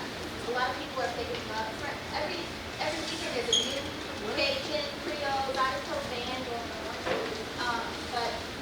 So I'll tell you, one of the things that happens, DC Mardi Gras is actually an event at the French consulate. And again, I made relationships there where I had and I struggle saying the name, Len, I might better help me, but we had a city come down to Houma that wants to have a conversation about being a sister French city, right? And so those conversations are happening with, again, when you look at Shell's there, Exxon's there, Chevron's there, like you could go down a list of people that are there. Right. And look, I'm sorry, go ahead. Yeah, what I'm saying is still alive. There's a lot of people that still want that part of our culture. It's for the generation, like your generation and my generation to want that as well. Right. There's still, the language is still being learned. They have a school now in Cornershire that's learning French. My daughter's a second year. I know French. She's learning French. I mean, it's a beautiful thing to have, and for us to be, big, like we were talking about the downtown scene centers. You can make French a part of that. You can. Look, one of the things that I talk about when I look at arts is definitely a conversation around music, right? And the fact that if we have enough funding, I'd love to do a music walk of fame. And so anytime I could get a guy that works for us, Ron Page, his brother, put together a Cajun Houma Records record and did a lot of stuff with the Cajun Preservation Society and everything. All that fits into it. When we say arts and theme, like somebody's going to build something, somebody can have the opportunity to design it, paint it, color it, right? And look, not only did I have that trip to DC Mardi Gras, I went back up in February, at the end of February, because I went to have a meeting with FEMA and had conversations about, I need my money for my power plant. Like, who do I have to talk to? And then they're saying, oh, by the way, once we agree to everything, if it's over $1 million, it's got to go to the Corps of Engineers for 60 days for them to double check the numbers. All right, well, I'm leaving here and I'm going to meet with the Corps of Engineers because, again, who do I got to talk to move this thing along? And it's hard to tell somebody no when they're standing right in front of you, right? And I'll go, look, I'll travel anywhere I got to travel and do whatever I got to do to make sure that people know how awesome and cool we are, that Louisiana is a force to be reckoned with, and especially on top of that. What's that? I did miss the French Navy. Yeah, I did. And you know what's funny, though? That's the first I hear that. Anybody heard of the French Navy coming to town? No? Really? I didn't know that. I got to explore Houma, by the way. They rock. They do an amazing job, and that is a jewel. Yes, that is a jewel in our parish. All right, you ready to roll next thing? I say, hey, look, that's okay. People dying to get out of here. Let's go to the next one. Capital outlay. Y'all heard me talk about that also. These are all the projects that we put up to the state that says, I want to get this done, right? And as I go through these right here, you know, these are the ones that have already been funded. Like the Dulac Pontoon Bridge, we got $400,000 that we were doing with engineering before this damage and before everything else happened. And once I get engineering done, then I can help get funding and other ways to repair it. And so a lot of these projects, especially on this side, is stuff that was partially funded. We're trying to get another 10%, 20% to get those finished out. So that's where we really concentrate. Some of these projects, again, have been in capital outlay for 5 or 6 years now, trying to get fully funded. And then as we add projects and things that we want to do, we lost our park garage. We got to tear that down. That protects our equipment during a hurricane. It also houses PHI helicopter pilot cars while they're waiting to fly back out right after the storm.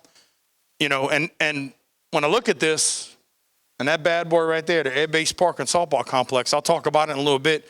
We took over some parks, and my goal is to make the Air Base Sports Park the East Side Bayou Country Sports Park, right?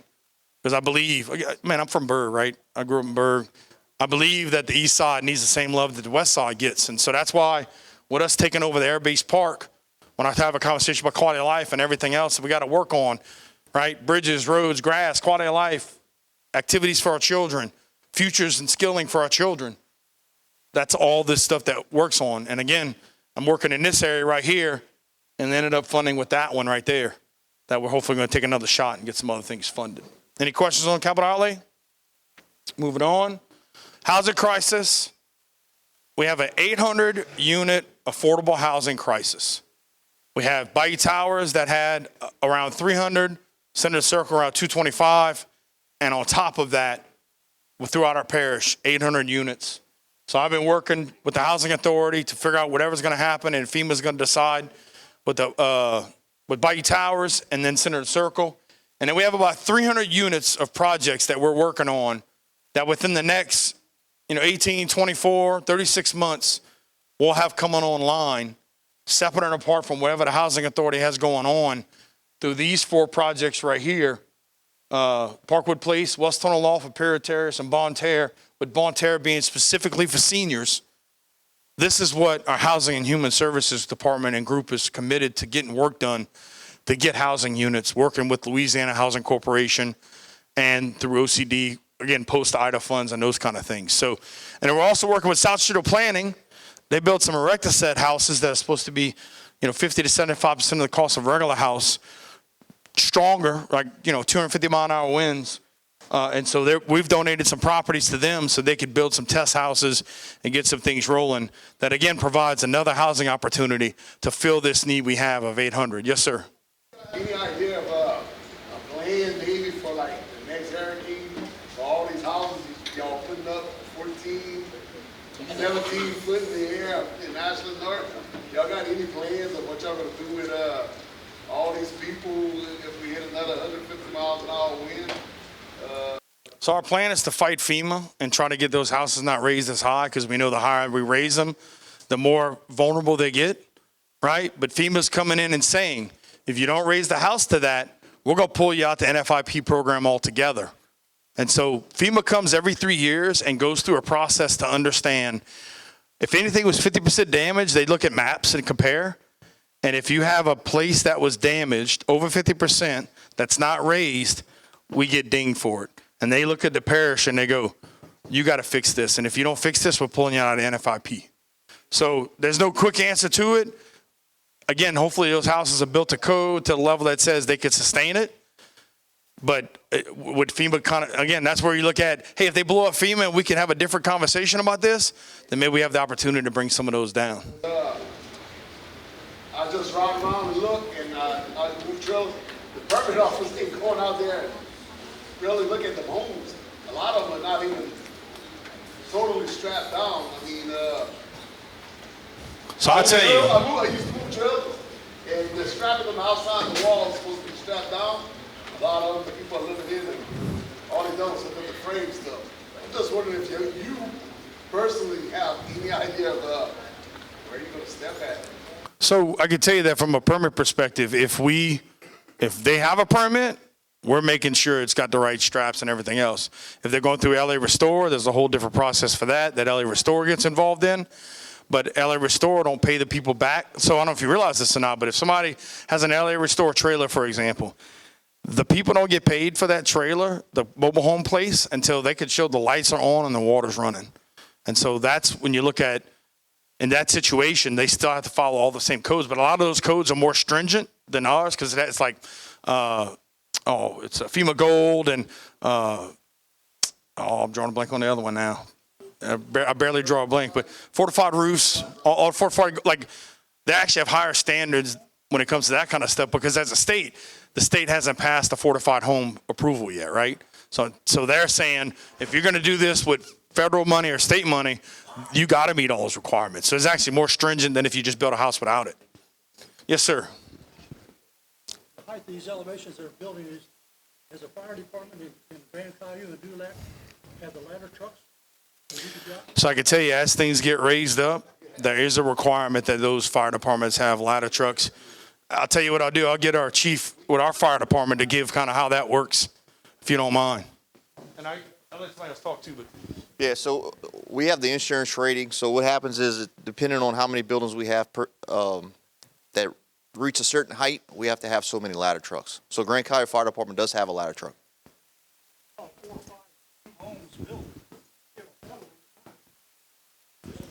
Yeah. And look, that's where we fight the conversation. We're fighting with FEMA because FEMA's got data since 2018. Their requirement is to get data every 10 years. And like I've been explaining to FEMA, they should change that to 5 because we've done 3 times the work in the last 5 years than the previous 10. But right now, we got to pay FEMA to get them to recognize that recent data. And I was talking with Higgins. He's like, you know what? I'm going to talk to President Trump, and we're going to get LIDAR in there. We're going to do it that way. I was like, whatever you can make happen, let's get it done.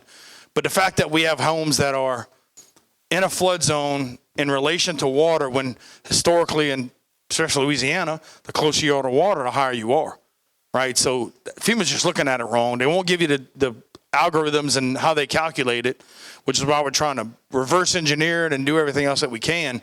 And the goal is to get, again, make sure that these houses don't have to be lifted as high, because in a lot of situations they're saying they're in a flood zone when they're not. And that's the battle that we fight every day. Did you say something, or you wanted to say something on the fire perspective? I just want to note that he touched on it. We touched on it. Does have a ladder. Yep. So Grand Caillou's got a ladder truck. And depending on how many more things get raised and everything, they might have to have 2 ladder trucks. Like, this is something that when you look at what you pay with your fire taxes, it comes back around to say that they have to have their equipment that's required based on elevation of things. All right. Next. Economic development. So we talked about rebuilding. We've been talking about a lot of negative things going on. Got to talk about the positive, right? So if you go to Martin Luther King at the corner of West Side Boulevard and Martin Luther King, you don't see a whole lot of development. That's because there hadn't been any utilities in that area. So the federal government gave us an EDA waterline grant that's going to put some utilities in that area and spur development. And that's also part of the project that the hospital is going to build, their wellness center. Construction, jobs, economic development, right? We bought the Whitney Bank building right before I took office. That's getting foot traffic downtown. Fletcher built a workforce building. We have the Cynthia, Louisiana company that's talking about converting lilies to products. Health unit, we're rebuilding that. We're building a new one on Tunnel Boulevard. And then we got American Legion building that we should have our quotes obtained by this month to get that building rebuilt. That's going to be a hub for all of our veterans and any veteran services that they need, right? So those are some of the good things we have going on, along with the CDBGR funding and all those projects, things that are going on positive in the parish right now. Next slide. Permit totals. I think it's important to talk about this. We were right around 3,000 permits a year before Ida. We got up to almost 8,000, right below 8,000. We're tracking about 6,000. So we're twice the amount of permits that we were dealing with prior to Ida. And so, you know, it's taking longer. We're going through process to make it more efficient. We're doing some things to partner with groups like South Central Planning that when we get workloads. But again, something that maybe took 2, 3, 5 days before is taking 2 to 3 weeks. And this is why, right? Because we got the same staff and we're working on trying to get more staff. But at the end of the day, just making everybody aware. Yeah, unfortunately, sometimes it's going to take a little bit longer, but every day we're chipping away at that load and making sure. And again, when I talked earlier about the fact that we tore down 191 properties in 2024 alone, we still got another 400 on that list, just to let y'all know. Next. Insurance reform, we touched on this. I talked about it earlier. 26 bills in 2024, more bills in 2025. Our insurance commissioner coming down and standing on a levee to show him what the water did in Montague, how that water was right up against the top of that levee. And the conversation he said is, for me to see, feel, and touch this, it's a different kind of experience. So we're working on getting reinsurers down here that show the work that we've done that protects ourselves, the resiliency, the roofs that have been replaced, the poles that have been replaced, and all that stuff that we did after Ida that stood for Francine, right? So through that conversation, working with them, our legislative group passing policies and bills to change that. I talked about working with FEMA to get the data, suing FEMA and Risk Rating 2.0, all things that we're actively working on to try to share information and make sure that when it's a flood zone, it's a flood zone. And when it's not a flood zone, it's not a flood zone. And again, with Trump saying we're going to get rid of FEMA, we're going to give the money to the states, we're working to understand what that means for an FIP program and what it means for flood insurance program and policies across the board. Any questions on this? Next. Talked about condemnations. Again, what we demolished. Ordinance changes we did to speed processes up, to get rid of where we have situations where people are camping out by buildings. It's unconstitutional to do anything with various stream panhandling, so we created a camping ordinance to work on getting rid of people staying on somebody's property. And if the property owner doesn't say they have trespassing, there was nothing we could do. So speeding our process up for condemnations, where we are able to get the information to the final owner faster. And we were doing 25 a quarter. We bumped that up to 50 a quarter with our council members. And we have substitute planning helping us with that process also. So we're processing more properties. We're cleaning up blight. We're working on trying to make sure that property values don't drop. Ooh, safe. Yes, sir. Yeah, I understand blight, but I don't know a man in here that ain't got something in their backyard. So, I understand blight and I understand property value, but property value, the more hard property value is, the more hard you state tax, you land taxes at the end of the year. I'm sorry, the blight bugs me a little bit because I got issues and my lawnmower broke and they just called me for grass. Man, I got 53 years I've been working and earning something, all of a sudden I get a letter in the mail. Blight is one thing, but there ain't a man in there that ain't got something in their backyard that's there. They work for it, earn it. It's like you can't keep shit because the man next door moved in. Mexicans moved in and they don't like the long grass, but they on the property line. Hey, and that's the fact. I understand blight, but before you go knocking on somebody's door, look at your own back door. That's all. Well, I can tell you, when we're going out for grass, when we're going out for other stuff, that's something that's been reported to us. We got to go through the process. Just because you get a letter, again, there's conversations. That letter says, call this phone number. Let's talk about what you have going on. Right. Right. It's just an idea. When you mention blight, I want you to understand. In Houma, middle of Houma, nice. Hamburg, there's a lot more people that got a little more stuff in their yard that is their stuff. We are in America. Where's my freedom, liberties? Go on what I paid for. I paid my taxes on my land. Cut my grass every damn day. But all of a sudden I get a letter in the mail because the neighbor won't tell me who it is. I live in back Ashland North. You go ride back there from the point I stand at the end of the driveway, I can count 5 houses that look like garbage compared to mine. But anyway, it's a balance. It's blight. He didn't get a letter. And the whole year he's through court. He submitted a deal for a home. He put it the opposite way, ruined the yard, and he still got lights on. As far as I know, if y'all supposed to take the house, they can move it back the other way, get them off the property line. It's going on a year. Now, in a year going down the line, I'm starting to get letters from this guy. Right. So a couple things. One, make sure we know about that other situation. And look, you got situations, good suffer for bad. We have ordinances that were created in the 80s and haven't changed, right? So as part of this process, when I talk about some ordinance updates that we did, You know, at some point there was an ordinance that you couldn't tie your horse up down on Main Street, right? So as we work through this, part of the conversation is with my teams going, hey, how do we better manage nuisance and abatement, right? What are you guys struggling with, and what can we do to speed the process up or get more information? And look, we're working on, at some point, we're going to have a portal. You better look at a map. You better see everything that's under permit. You better see everything that's got a nuisance abatement issue. You better report issues. You know, again, we're trying to gather this data and get everything rolling to where it's better service. My age, I never had an issue. Now I'm on people. Next issue is going to be another people. Next people, I'm going to be in court, right? No, not in court.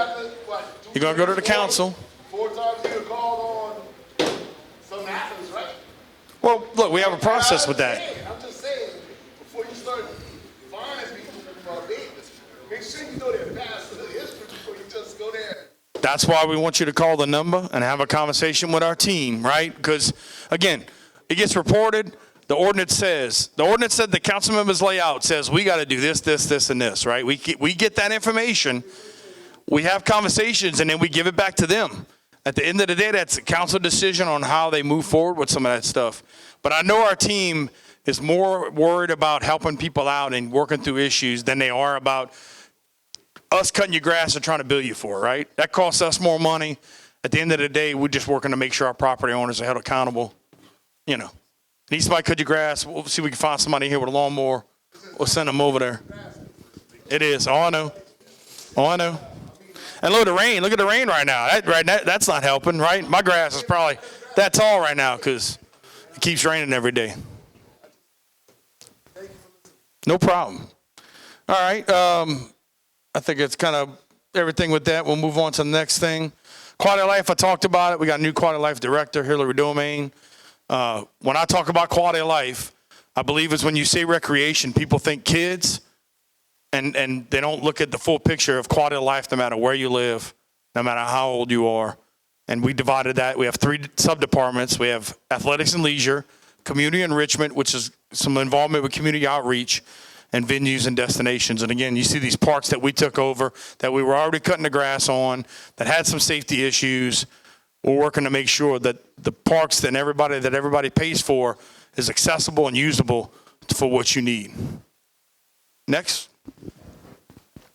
We redid our website. So now when it comes to finding stuff and reporting issues and paying your bills, that's now easier. Again, we've upgraded mail. We upgraded our phone system. We upgraded our website. We're in the process of upgrading our work order system.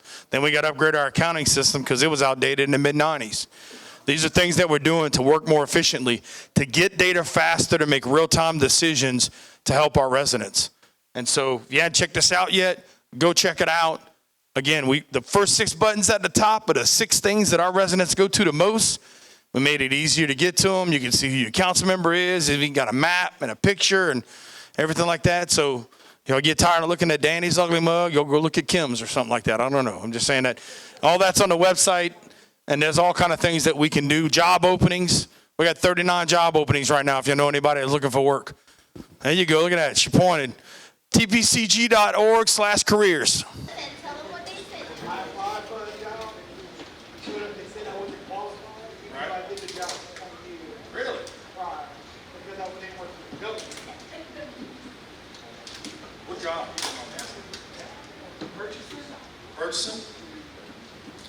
I think they're promoting internally on that deal. And I don't know if maybe the position below might be open, but one of the things we are working on, and if somebody, whatever reason, doesn't fall into a position, making sure that we're aware of other opportunities. And if we have somebody coming to do work for us, maybe there's another opportunity for us to do something in our parish. So I agree with that, and we're working on that.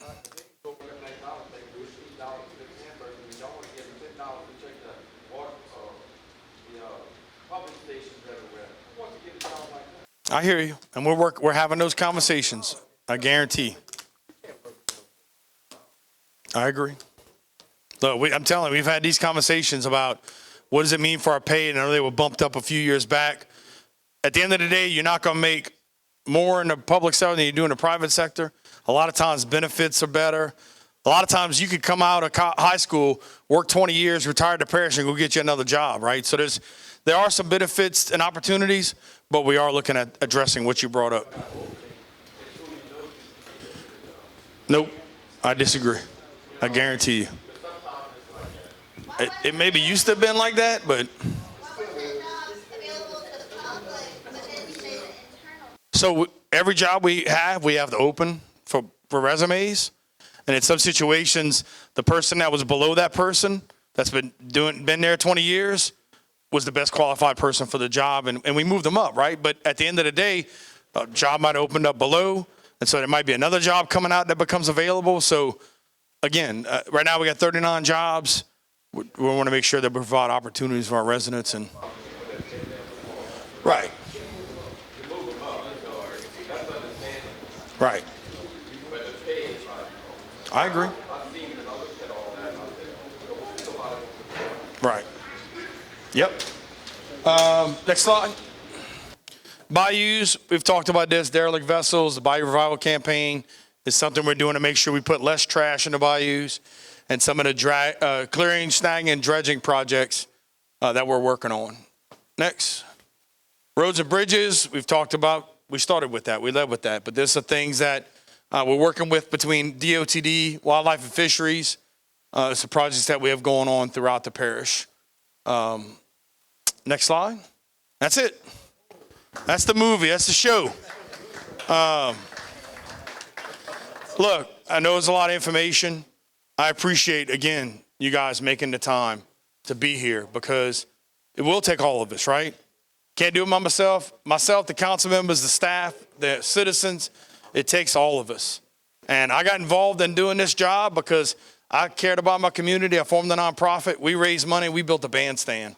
And then we did some kayak launches. And then we did some hurricane recovery.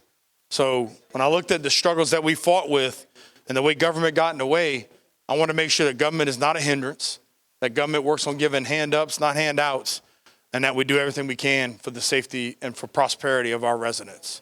And so we have talked with DOTD about the fact that we have more of a load on it, that they need to inspect it more. They need to go above and beyond to make sure it stays in working order. I mean, it's as far as old as it is. You know how old the Dulac swing bridge is? Yeah. So. The issues that they've had in the past was electric. Right. I do believe that last time they had like an electrical overhaul. So my fingers are crossed as much as y'all. Right. Yes, sir. Yes, sir. So we have parish roads that have to be striped, and they got state roads that got to be striped. So we're working together to get them all done. Yes, sir.